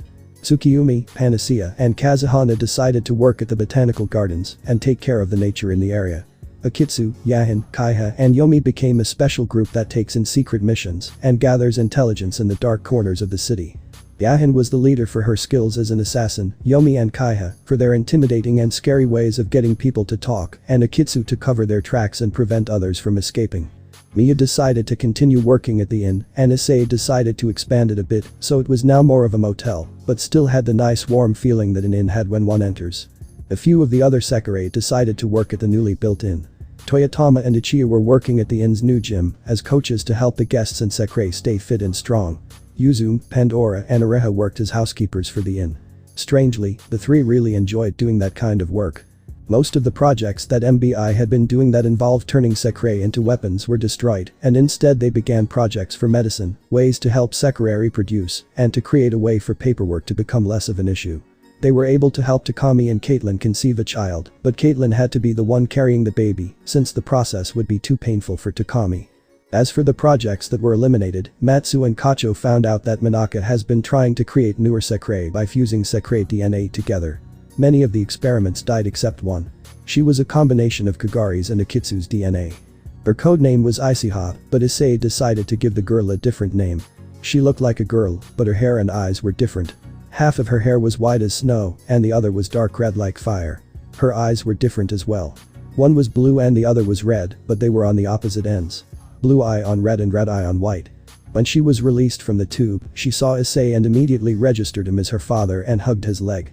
Issei was shocked at the idea of being her father, but decided to roll with it at first. Here he named her Undine Haidu. She had the appearance of a 6 to 7-year-old child, but her mind was around a 8-year-old's, which made her a bit smarter and helped her pick things up like walking and reading more quickly than normal kids. Her power was a bit unstable until Matsu and Kacho made a bracelet for her to help the child control her powers and limit her to how much she exerted. Now while they did have jobs, they never slacked off in their training, and the smartest Sekirei decided to help them get stronger by putting them in simulators and make new weapons for the others in the flock. After days of tiresome work and struggling, Kacho and Matsu found a way to defeat paperwork and reduce the stress and workload by at least 90%. The system they had went through all of the paperwork and analyzed it to make sure it was actually worth looking into, or it was just junk mail. It took some ingenuity along with some trial and error, but they were able to work out the kinks and make it work. The scientists and workers were overjoyed that it gave them more time to spend with their families and how they would be able to still make good pay at work. Issei was happy with what was going on here in Shinto Teito, but a small part of him wondered about the others at home and how they were doing. I guess we'll see in a few months. Ravel came in and handed Issei some paperwork about a project that he wanted to build, but he would need some help from a few old friends. Guo Town. Riaz and the girls were having a girls' night since they were done with finals and decided to kick back and relax for tonight before they got back into training. Zenobia and Kaneko were still having a few issues with their boyfriends, but they still wanted to be with Issei. Their brain said to stick with the boyfriends they had, but their hearts ached as they spent more time with them. Irina and her boyfriend were doing okay, but he could tell something had been bothering her since she had less energy than usual. Riaz and Akeno were still together with their boyfriend, but he seemed to have been less interested in them lately, and they didn't know why. Asia continued to have a bright smile on her face, but deep in her soul lied Rainer, who was smirking as the next phase of her plan was about to commence. Rias lifted her cup and made a toast. For competing our classes, and soon we'll be ready to fight in the Azazel Cup. Are you with me? The girls lifted theirs and cheered. Yeah. They drank their sparkling cider they had with them and quickly finished all 3 bottles before they fell asleep. As they lied asleep, Asia's body began to move and her eyes opened to reveal Rainer's. She slowly got up and stretched the kinks out of her body. It's a good thing I used those sleeping pills in their drinks, now they'll be having nice dreams while I have begin phase 2 of my plan. She knew the vampire and knight were staying in their own home, so she had the house to herself. Rainer walked over to the bookcase and pulled one of the books out towards her. The bookcase moved to the side to reveal a secret passage. She walked to the bodies and used a levitation spell to make the bodies follow her, since Asia was cute but no muscle. So pathetic. Rainer brought all of the girls to the lab, and in the lab were 3 containers. One was empty while the other 2 were full of water, and there were 2 spirits floating inside. One was Kalwerner, and the second one was Middled. Rainer used a feather from her friends to bring their souls back, thanks to the equipment the mansion had. Rainer knew that the others were interested in Issei since Kalwerner may look mature, but she was actually a big masochist who wanted a strong man to hold her in his arms. Middled wanted to be spoiled, but still loved an Issei fitter Bill, after seeing how he went so far to show the nun a good time before they stole her. She reached in the spirit chamber and brought Akeno's body to it. The spirit of Middled was drawn to the girl and decided to take possession of her. She went into the girl's mouth and she moaned a bit until waking up. Her eyes were like Middled's, and she saw her new assets before playing with them. Oh, that's nice. I finally have a chest and not a flat board like before. Thanks, Rainer. I take back everything I ever said about you. Rainer and Asia's body nodded in thanks before bringing the newly fallen Arena to the spirit chamber, and Kalwerner went inside of Arena's ass, and she girl moaned as she quivered like she was cold until her eyes opened to reveal the possession was a success. Kalwerner opened her new wings and was amazed that the new body she inhabited was now a fallen angel. Rainer saw them and smirked. Isn't this ironic? 3 dead fallen angels now possessing the bodies of a fallen and disgraced nun, a former human, angel then fallen, and lastly Barkwheel's daughter. Now we need 2 bodies to complete the resurrection, but why not share the potential these girls have? Middled was confused and she scratched her new head. What do you mean? Kalwerner thought of what Rainer said until she figured it out. There's a device that will allow us to extract their DNA and fuse it with ours, correct? Rainer nodded. She walked over and brought a small device that had multiple hoses attached to it. This device can extract the blood from any individual and can convert it to another's DNA. For example, if I wanted the Grimory's power, all I have to do is this. She sticks one of the hoses with a needle end into Ria's arm and her blood began to be sucked into the machine. The machine took the blood and sucked some of Rainer's blood and combined the DNA before it was sent back into her body. After the process was finished, Rainer felt her power surge within her. She lifted her hand and revealed an orb of the power of destruction. The others were shocked before smiling. Rainer grabbed the other hoses and connected them to the other girls before activating the machine. Akeno's and Arena's bodies moaned as their blood was extracted and combined with Kaneko's and Zenovia's blood before it went into her bloodstream and entered Rainer's body. They repeated the process with Kalwerner's and Middled's new bodies, and the girls were a bit drained, but thanks their newly acquired powers they could still stand. Rainer then took Ria's body and dragged it to the circle in the center. You 2 decide on whose body you want to take, but I'm marking the Grimory girl, so when the time's right the ritual can begin. Kalwerner wanted to have the Devil Knight and Middled wanted the Catgirl Kaneko, so they took the bodies to the circle and marked them with magic enchantments. Rainer looked at Ria's face as her chest was marked by the spell, and only Rainer could see it. She looked at the sleeping face and rubbed Ria's cheek before slapping it. Pathetic.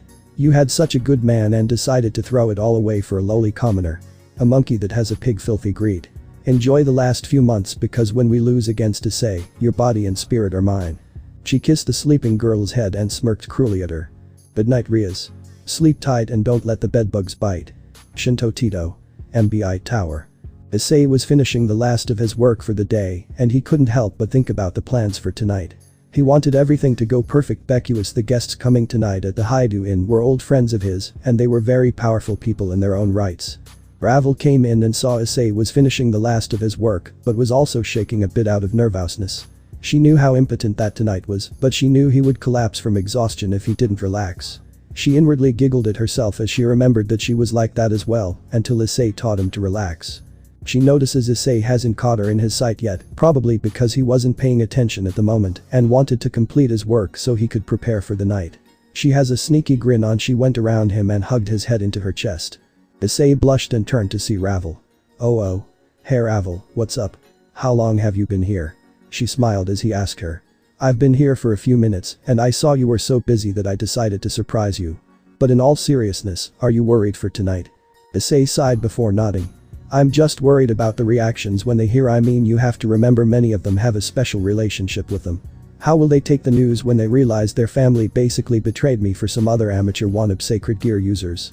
Surziches and his family love Rias, and granted we have a good bond, there's still the issue that he'll take her side. Then we have Akeno with her father Barakwil and Azazel, Kaneko and Kuroka, Irina's parents and Mrs. Quarta, and Lord Michael and Lady Gabriel. We may have the advantage with your family and the other 3 Mayus, but there is Anne. Slap. Issei has a handprint on the right side of his face and looked at Ravel, who had a glove in her hand, before hugging him again. Listen to me. You may not know this, but you have a lot of political power from many of the factions, and not just the biblical. You also have the trust and faith of many of them who saw what you did on the battlefield. There have been many times when they were ready to give up and call it quits, or they didn't have hope. Do you remember when you were people believed you were gone and the underworld was attacked?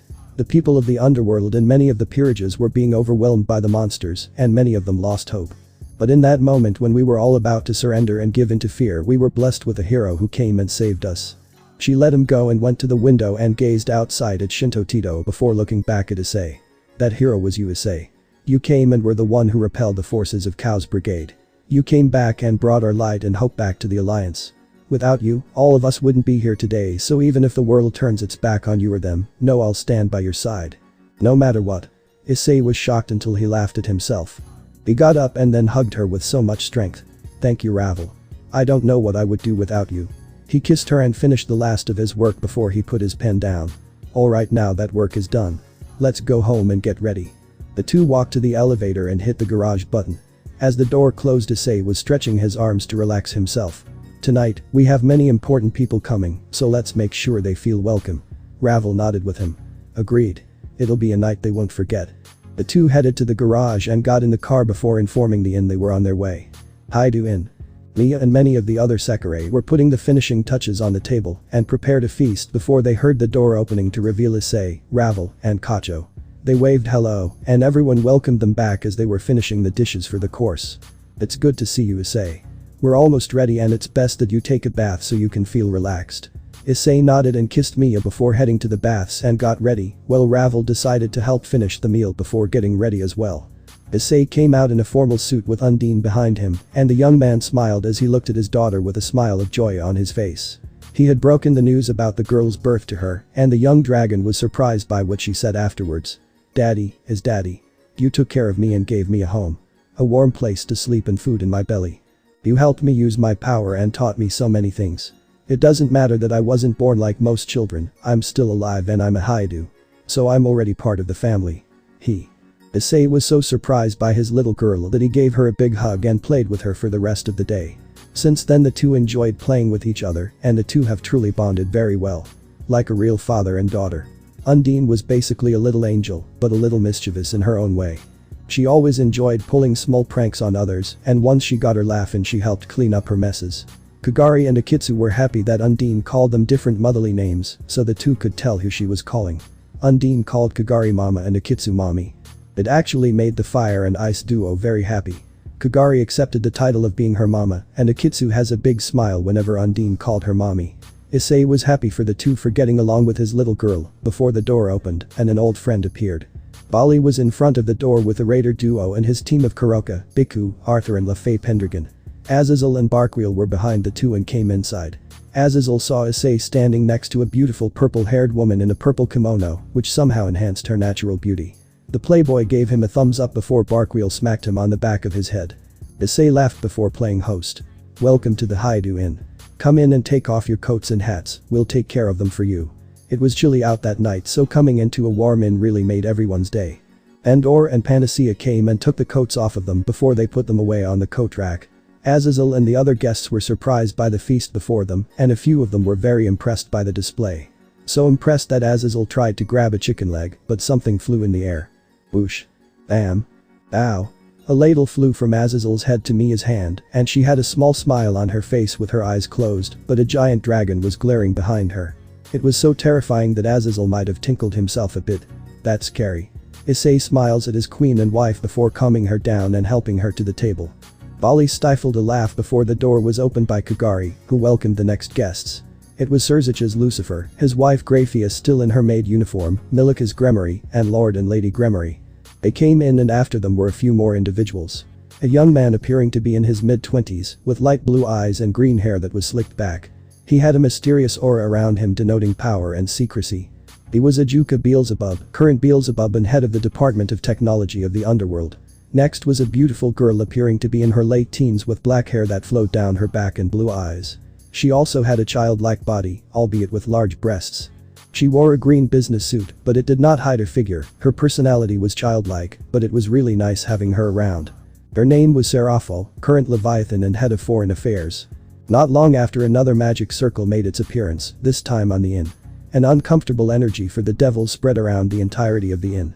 The circle was white in color, it was reminiscent of an angel's wings and was glowing in yellow light and giving off magic particles of the same color. Its shape was similar to the ones of the fallen, but it had many angelic symbols spinning in the outermost layer of the circle. The meaning those symbols made kept changing. From love to hope and from hope to strength. The language was Enochian, a language written in the diary of John Dee used for magical practice. From the light the circle gave off, two figures made their appearance. A man and a woman, both of them wearing pure white clothes. The man was wearing pauldrons on his shoulders in a bright gold color and a red contrast. He had a golden halo, and 12 golden wings sprouted from his back, stating his rank as a seraph. He had the appearance of a handsome-looking man with long blonde hair and green eyes. His name was Michael, the leader of the 4 great seraphs, and a throne of heaven. It's good to see you again, Issei. With a kind smile, Michael spoke to the rest of the people inside the room. He then hid his wings and walked close to the table, where 2 chairs were specifically left for both of them. He walked closer and sat on it, then turned around and talked to the woman that was here with him. Gabriel, please stop looking around and sit. We don't know when someone might arrive. Michael spoke to the now named Gabriel, who blushed because of shame at the words of her brother. Yes, Michael Nai-sama. She smiled and walked closer to his side. Unknowingly all the men were looking at her. Not for nothing was she titled, the most beautiful woman of heaven. She had a beauty that could topple down empires, and just for a single smile from her, a war could be ignited. She had curly blonde hair and a voluptuous figure above that of Penemu and Serafo. Her beauty, as well, was on another level completely. She even wore a long white dress that hugged her figure and reached her ankles. Some golden hints could be seen in the dress if one looked closely enough. Issei welcomes them and has them come in and sit down at the table, ready to partake the feast. He knew a few more people were coming, so he had to make sure there were plenty of seats and they had enough space.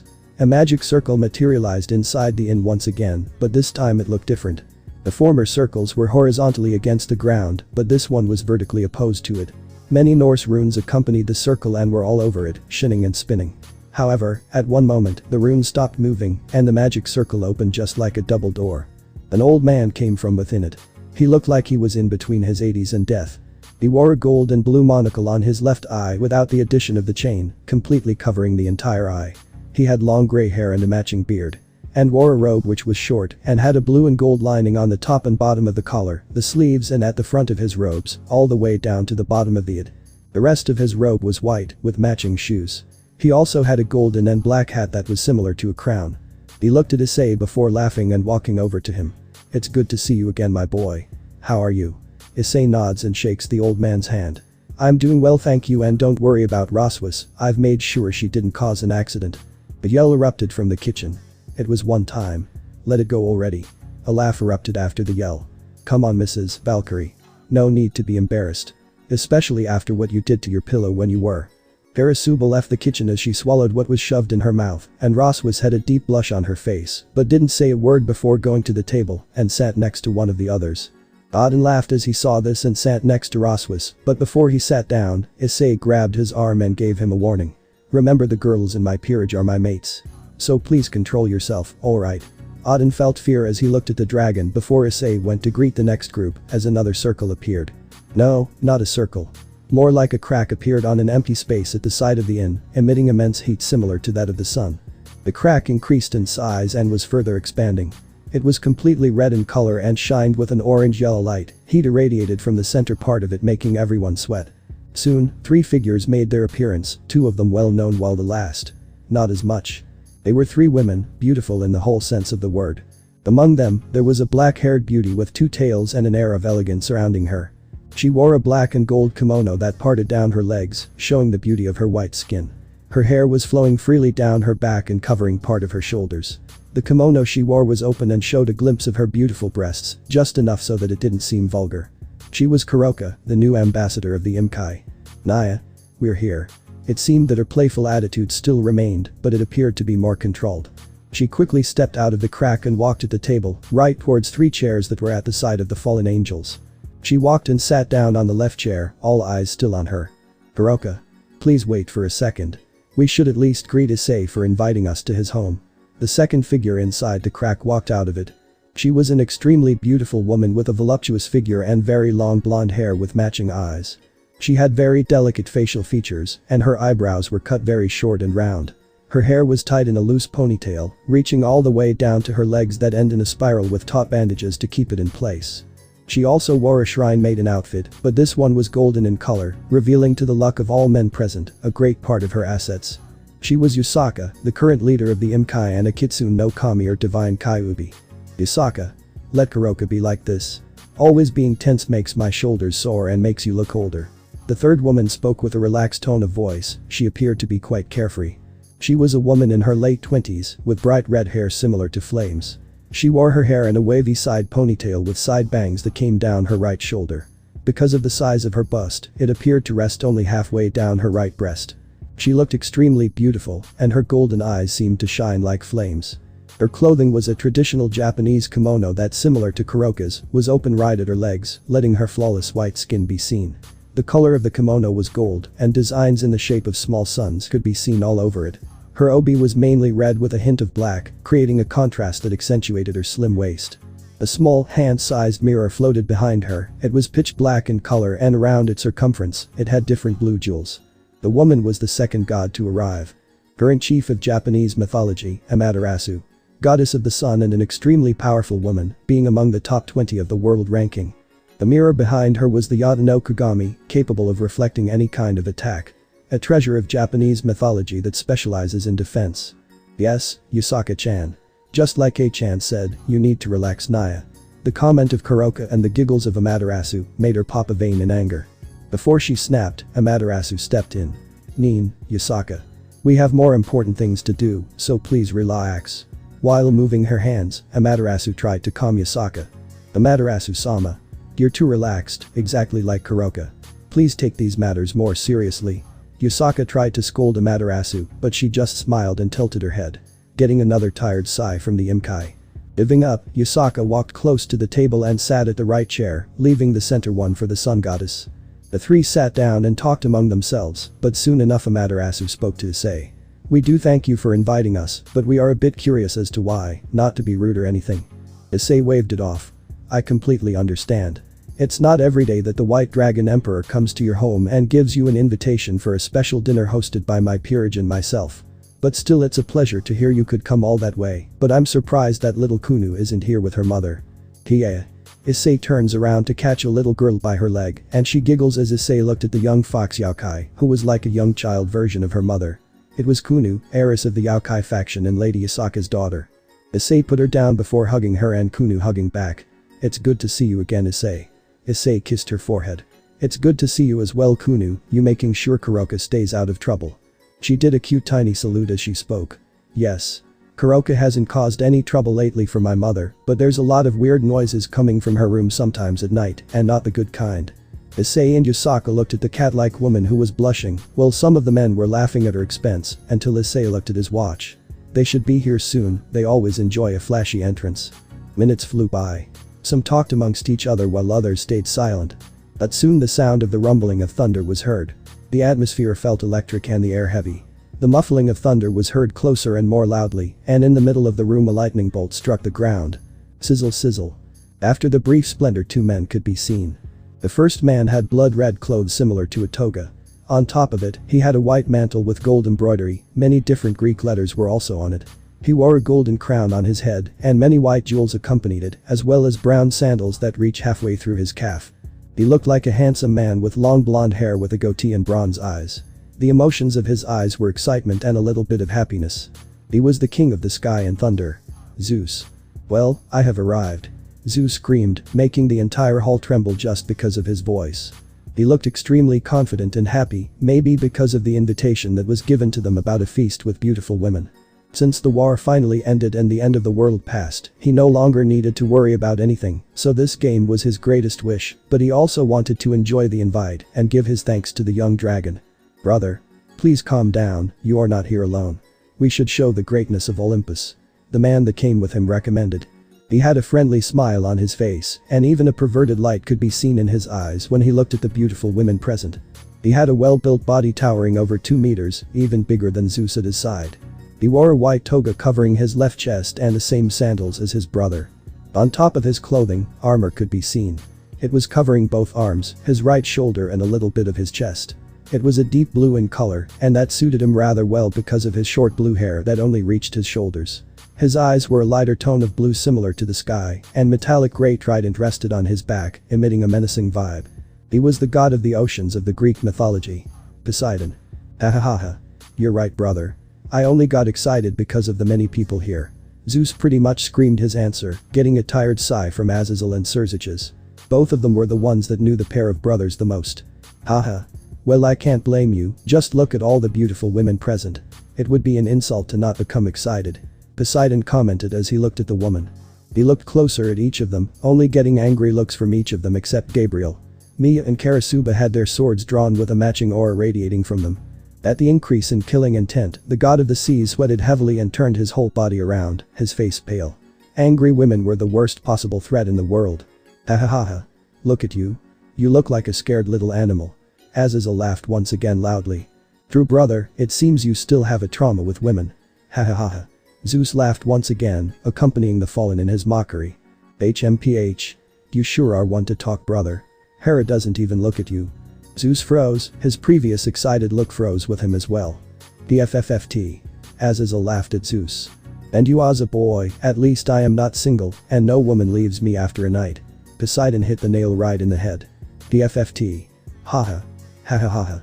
Zeus recovered, with tears in his eyes he laughed at the misery of the fallen. By now Azazel had a defeated look in his face, a depressing feeling emanated from him. The karma, the sweet, sweet karma. Hahaha. Brachial, Volley and Issei laughed as well, happy that someone taught him his place. The rest of the guests were also discreetly laughing. The women giggling and the men doing their best not to end up as Zeus, Brachial and the young dragons. They found the retort from Poseidon too funny.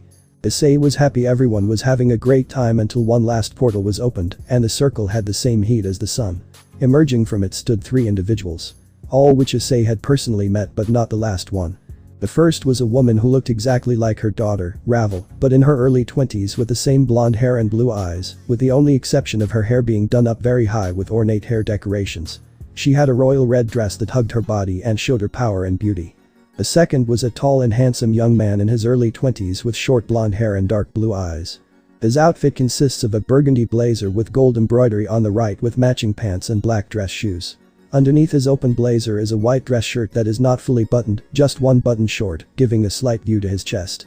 He was Riser Phoenix, middle son of the Phoenix family. Next to him was a voluptuous woman with long, wavy purple hair that falls all the way down her back and matching eyes. At the front, the right side of her hair falls over her breast and covers her right eye, while the left side falls near the top of her skirt. Her attire is a dress consisting of a navy blue tunic top with gold accents and a pale blue skirt with open sides, black shoes, and overmatching thigh-high stockings with garter belts.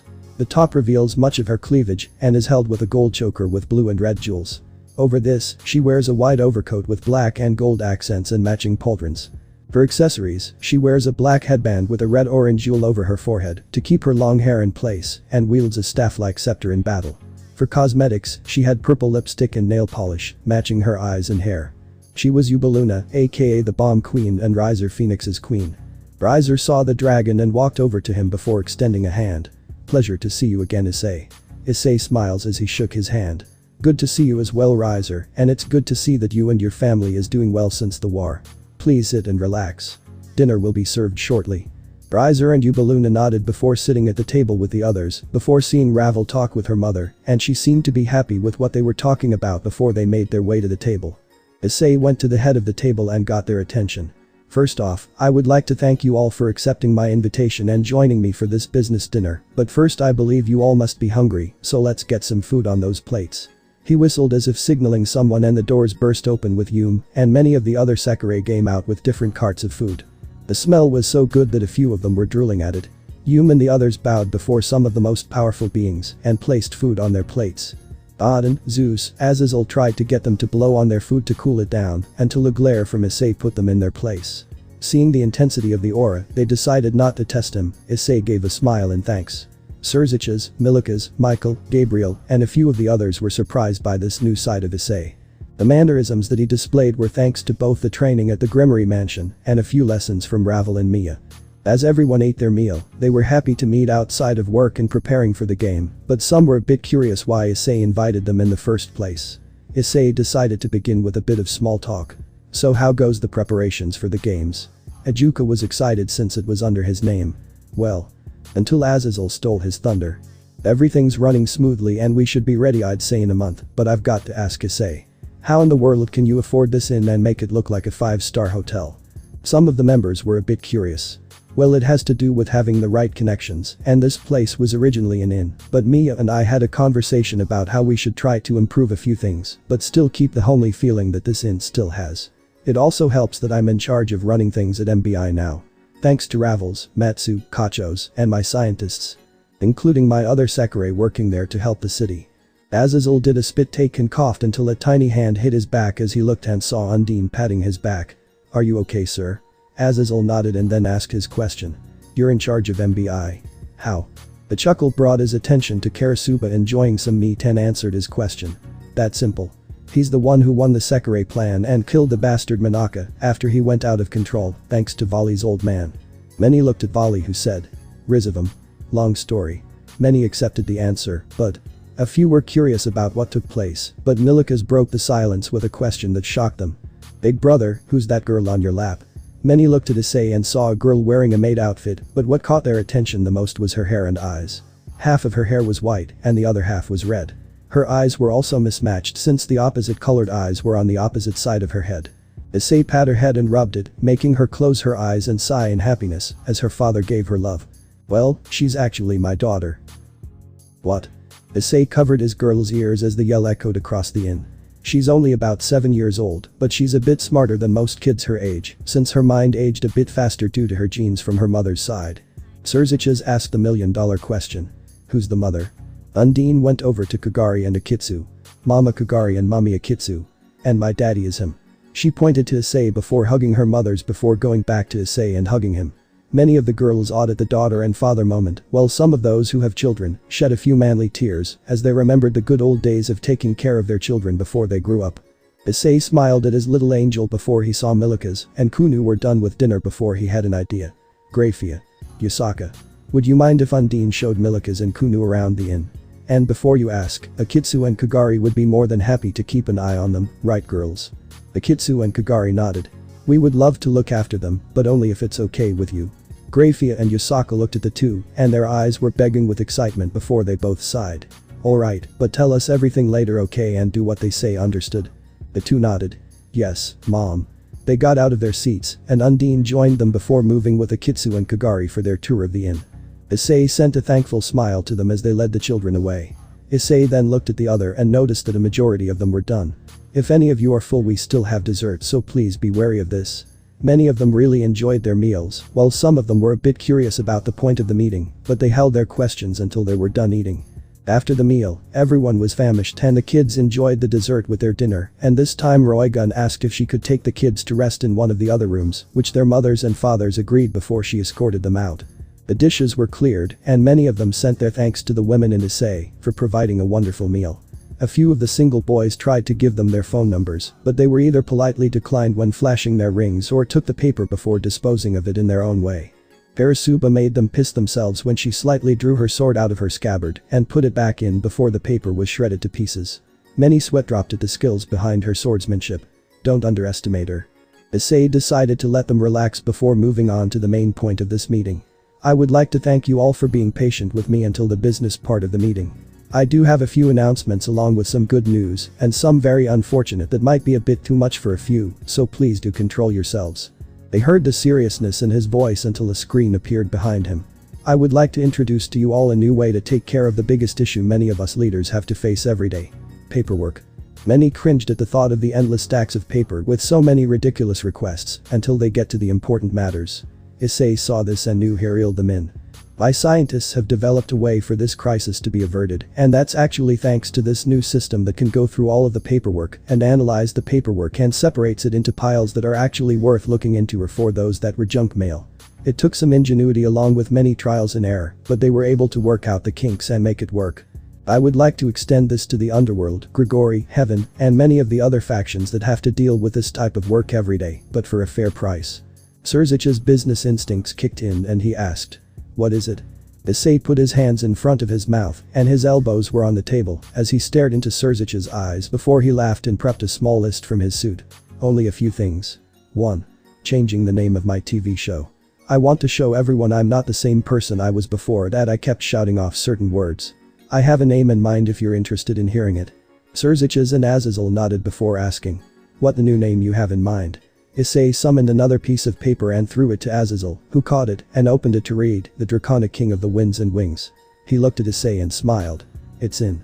Issei thanked him before moving to the next topic. Second, the marriage contract between Issei Haidu with the following individuals are nullified. The individuals are Rias Gremory, Akeno Himejima, Kaneko Taoju, Asia Argento, Zenobia Quarta, and Irina Shidu. Side note. I would like to transfer the land I gained from the Gremory family to Shinto Teito so I can expand my territory. Would that suffice for you, Lord and Lady Gremory? Lord and Lady Gremory nodded but asked the boy. Why did you destroy the marriage contracts between them? Issei didn't say anything but had a dark glare on his face until he got up and summoned the boosted gear. Now do it. The green light appeared before them and it displayed what Azazel and Ajuka presumed to be in Issei's point of view. Flashback. Sitting on the biggest couch in the room were the two women he was looking for. But both of them were leaning their entire weight upon the man he saw before, with a blush on his cheeks and a stupid smile on his face. Both women were wrapping themselves around him like a snake about to eat their prey. Their eyes were filled with happiness and enjoyment. The kind of happiness he had seen when he made Akeno reconcile with her father and when he declared his love to Rias in the Orc. Rias, Akeno. I mean, I know you both like me, but please, not here. We need to check some papers as well as passing them to our professors. The man talked as he blushed. We can do this tomorrow. After all, I promised to go on a date with both of you. The man said towards the two women at both sides of him, pride filled his voice, and a smile adorned his face. How could he not be like that? Two of the most beautiful women he ever laid eyes upon were fighting for him. Answering his question, Akeno spoke up in a flirty voice. Akeno hummed seductively. What are you talking about, Ryaiji? You want this as much as we want it. So, let's take a briok. Akeno muttered the last words with a sensual voice that made the now named Ryaiji blush even more. Gathering courage, Ryaiji decided to go for it. But before something could happen, an angry voice was heard right behind him. He listened to the furious voice of the other woman by his side. Akeno. What do you think you're doing, trying to seduce him in front of me? Angrily, Rias stepped in before he could try something. Feeling scared of her, he did not do a thing, he just sat there, not moving a muscle. Then she said with a voice filled with sexuality. I will show you who is the best among us, Ryaiji. The woman started to move. She was slowly showing her well-endowed curves, making Ryaiji swallow his spit. But before he managed to achieve her goal, a voice was heard, said voice being Akeno. Ara, Rias. Trying to get on him without me? Sorry, but I will not let you. Throwing herself at him, she stopped the advances of the red-haired. He fell onto the couch, Akeno on top of him in a really easy to misunderstand position. Rias, so to not fall onto the ground, quickly stood up. When seeing the image in front of her, she was filled with anger and fury. Akeno. If you do not stop now, I will have to get him off you by force. You know I love him. So why do you always want the same thing as I do? With a nice smile on her face, Rias screamed, anger clearly visible in her eyes. Her emotion slowly changed her eyes into a red color. Ryaiji felt a chill run up his spine and started to sweat bullets, but Akeno didn't even hesitate. Ara. What do you mean by saying that I want him just because you love him? He was the first guy I met which didn't have a disgusting look in his eyes. He did not look at me like a piece of meat, really kind as well. Just look at him, he is manly, good looking, and doesn't look at me like a piece of trash would do. How could I not fall for him? But the serious tone of voice, the black-haired woman spoke up. Not knowing how impactful her words were in the good sense and the bad sense. Rias felt her blood boil at those words, but she knew she was right. That was also one of the many reasons why she fell in love with Ryuji. Calming herself down, she looked at them clear-headed. Something that surprised at both in front of her. Ha! She let out a long breath of air, trying to calm herself down before she did something stupid. Once relaxed, she looked at both of them, especially at Akeno, and said with a resolute voice. But for a brown-haired boy it sounded sharp, merciless, and dug straight into his heart. Through the fact that he isn't a pervert or drools over it merely, our side is truly a blessing. Her voice calm and sharp. Much better than any man I had ever met, that's for sure. She asserted. It's also true that he is manly, decisive, and kind. These are also few of the reasons I love him. But first and foremost is the fact that he is not dumb, naive, pervert like someone Akeno and I know. Akeno furrowed her brows at the remembrance of that man. Certainly compared to anyone else, especially to him, he truly is above in all aspects. Especially in the looks department. Akeno's voice was flirty at the end. I have to concur that him not being a dumb pervert or a maniac obsessed with breasts is the greatest blessing we could have. Finishing the comment of Rias, Akeno spoke with a cold voice. Unknowingly how much damage had her words done to someone. Also, it's nice for him to understand our intentions and not to explain them with a big sign over our heads. I'm glad you figured them out, Ryuji. Truly something I want in the future for the man I love. Rias told him. Well, let's keep going. I need a kiss if you want me to do the work. It's quite late and the work needs to be done, so kiss me, Ryuji. Putting her lips forward, she begged for the kiss. Answering her, he stood up from the couch and walked towards the red-haired beauty, leaving a pouty Akeno on the couch. Kiss. Quickly stealing her lips, he kissed Rias. The sound of lips connecting was the only thing that could be heard. But that scene was something that was burned into the mind of our spectator. That scene of Rias kissing that man made the brown-haired boy empty. He truly didn't understand why. Was it because of the words both of them had said about him? Was it truly because he was a fool, a pervert, naive and dumb? His thought stopped when he looked back to the scene of the kiss. But this time with eyes devoid of any light, like those of a corpse. The kiss quickly became more intoxicating. Tongues started to fight a battle for dominance. After a while, the woman broke the kiss. She was in need of air. But she felt that compared to someone he wasn't that good of a kisser. Getting rid of the thought, she quickly looked over to him. Only to be taken by surprise when Akeno jumped towards him and kissed him even more fervently. Kiss. She was more daring than Rias, of that he was sure. Quickly breaking the kiss, Akeno said. You really quite the charmer, aren't you, Ryuji? To make Rias ask for a kiss is quite impressive. But I will show you who is the best kisser among us two. She leaned forward, she was searching for his lips. Kiss. She kissed him for the third time, but she felt something was missing from the kiss. However, the kiss became more passionate. Being a sadist, she took control of the battlefield really fast. But she decided to break it before the red-haired got jealous and tried something that will make her feel even more competitive. Ryuji felt extremely good. He just kissed two beauties. Two of the most beautiful women he had ever seen in his life. He turned towards the clock sitting at his desk, 5:30 p.m. The time they spent talking and kissing was too much. Now they only had 30 minutes before their deadline. Sprinting towards his desk, he decided to start working as fast as he could. Noticing that, Akeno and Rias also looked at the clock and quickly started to fill papers in. Thinking of a certain boy, but erasing the thought. They concentrated on the task before the deadline arrives. Surziches, Grafia, Lord and Lady Gremory, combined with Azazel and Barakiel, were shocked at the video, and they looked at Issei in hopes that it was fake, but the sadness in his eyes were all that they needed to see to realize that their daughter's sister in Surziches' case cheated on Issei.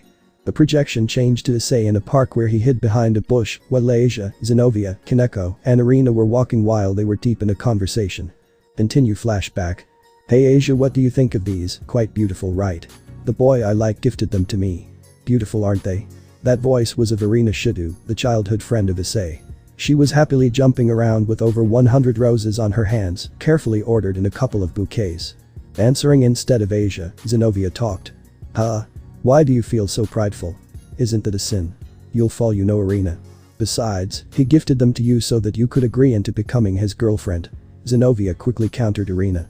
True, but Ryudaro is so sweet, nice, and gentlemanly. Besides, he always spends time with me, I love him. Her voice sounded sweet and dreamy. The blush was on her cheeks.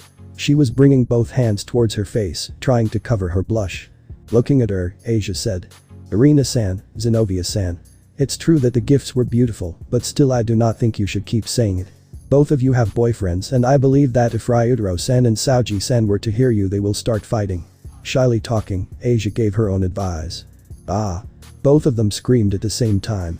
They realized that her words were true. Even though they are brothers, they are extremely competitive towards each other. Last time they barely stopped them. Changing the subject of the talk, Zenobia quickly teased Asia. Oh. So Asia, what about Ken? You two have been quite lovey-dovey recently. Doesn't he help you with the club work? Also, there is a rumor that says that the two of you were holding hands and even kissing. So is it true? Skillfully, Zenobia asked Asia. Getting the constant nods of an excited Irina. Well. Just. She was made a mess thanks to that comment. Yes, those rumors are actually true. Asia answered with honesty despite a red face. Suddenly the fourth figure accompanying them spoke up. Asia senpai.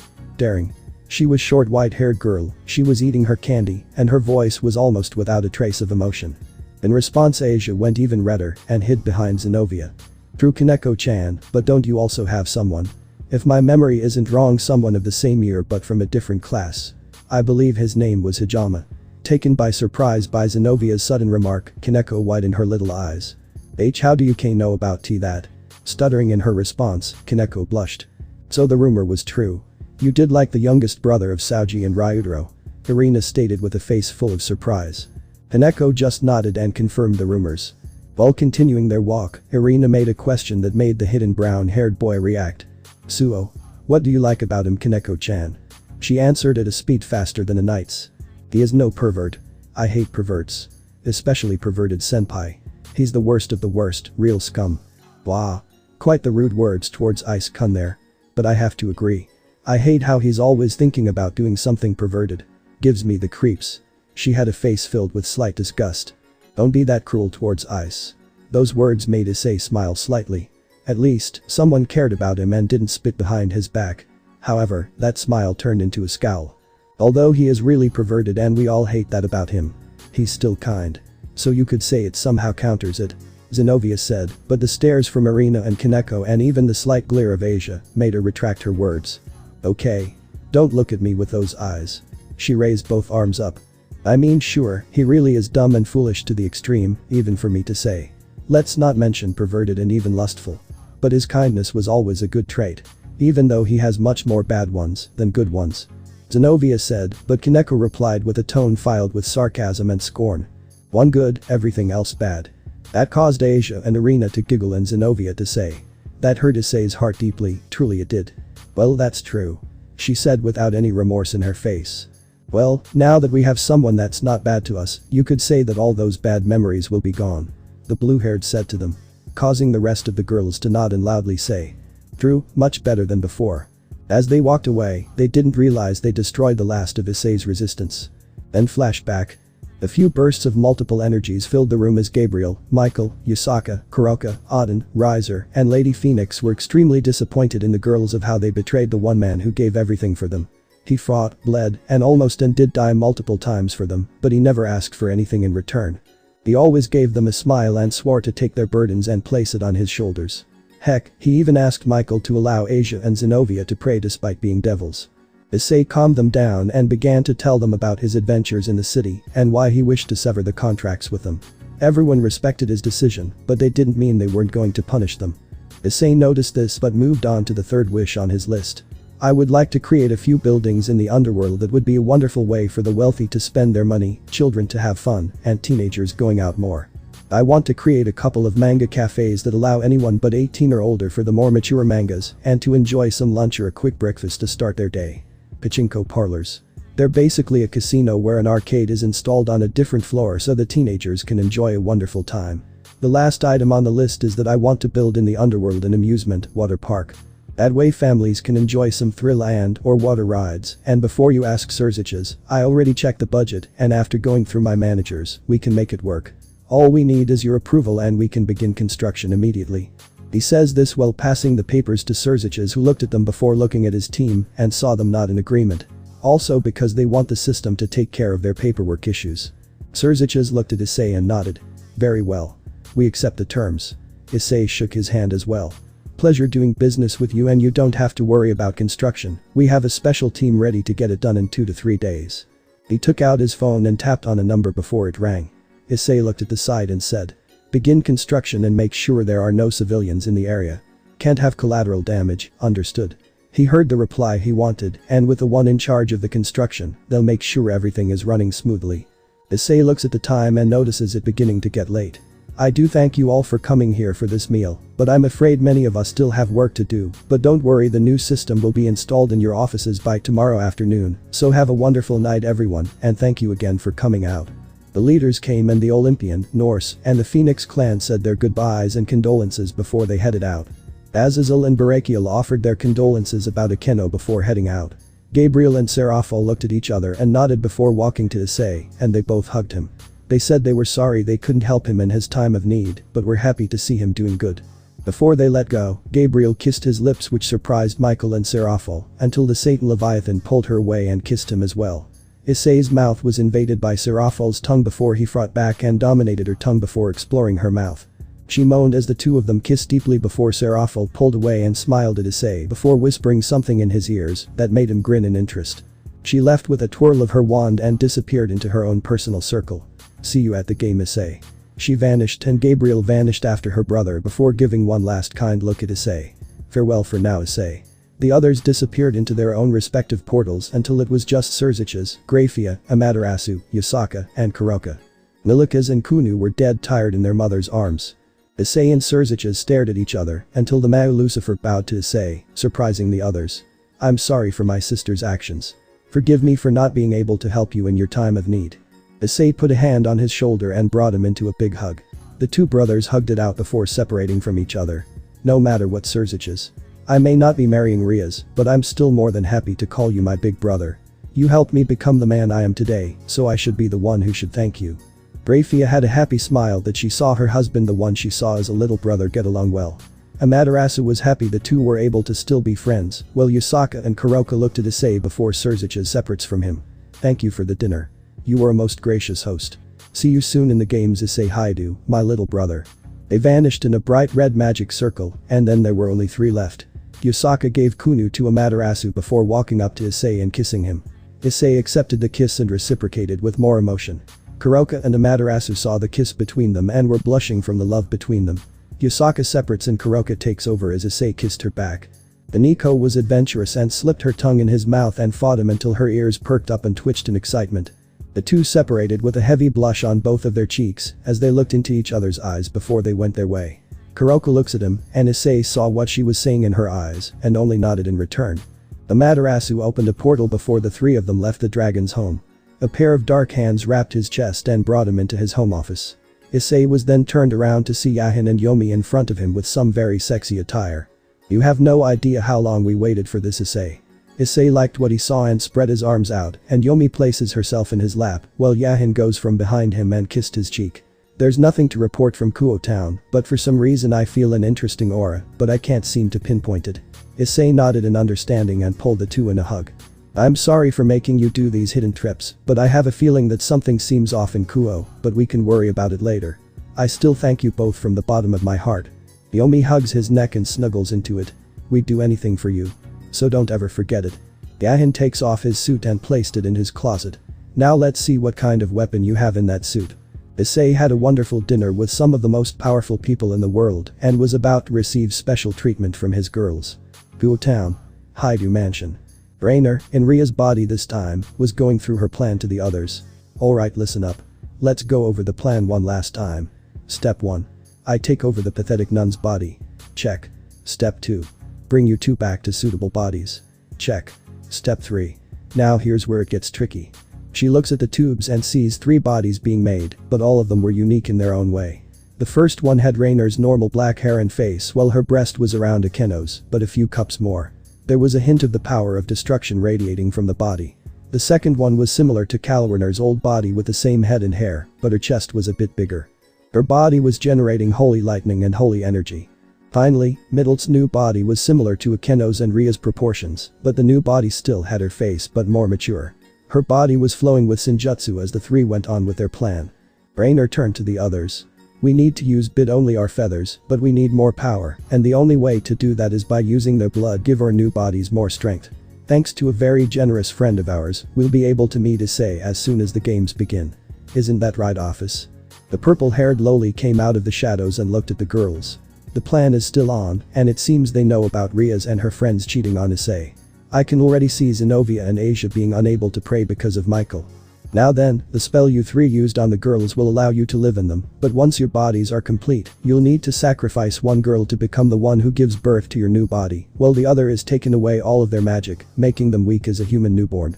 In other words, if Rainer were in Asia at Ria's, then her new body would be born from the body she's possessing, while the other is drained of their magic and will be knocked unconscious. Thanks to the addition of the other bloods from the girls that are injected in your new bodies, you three will be able to use all of their powers. The office looks outside into the town and puts a hand on the window. Just 2 more months and we'll see each other again, Issei. My mate. She looks at the girls and conjured a little, revealing the girls' boyfriends. I do hope they're rest to say their goodbyes, because once the final 8 are announced, then the real game begins where it's truly. Her hands glow with purple fire as her body grew to a more mature look, with her body being similar to Seraphal's and has a dark aura. A fight for life or death. Who's truly the greatest king of them all? Hey hey hey hey ha ha. She looks at the 3 and returns to her normal form. Now it's best we make sure no one suspects this, not even the Damper and Knight. Alright then, let the game begin. We've made the first move. Your turn, Issei. Show us your power and rise to the top. Show the world who you truly are. The game will have a dark ending for Rias and her team. What will happen? Who will perish? Find out later in the next update. That's it, guys. Thanks for watching and supporting us. See you in the next part.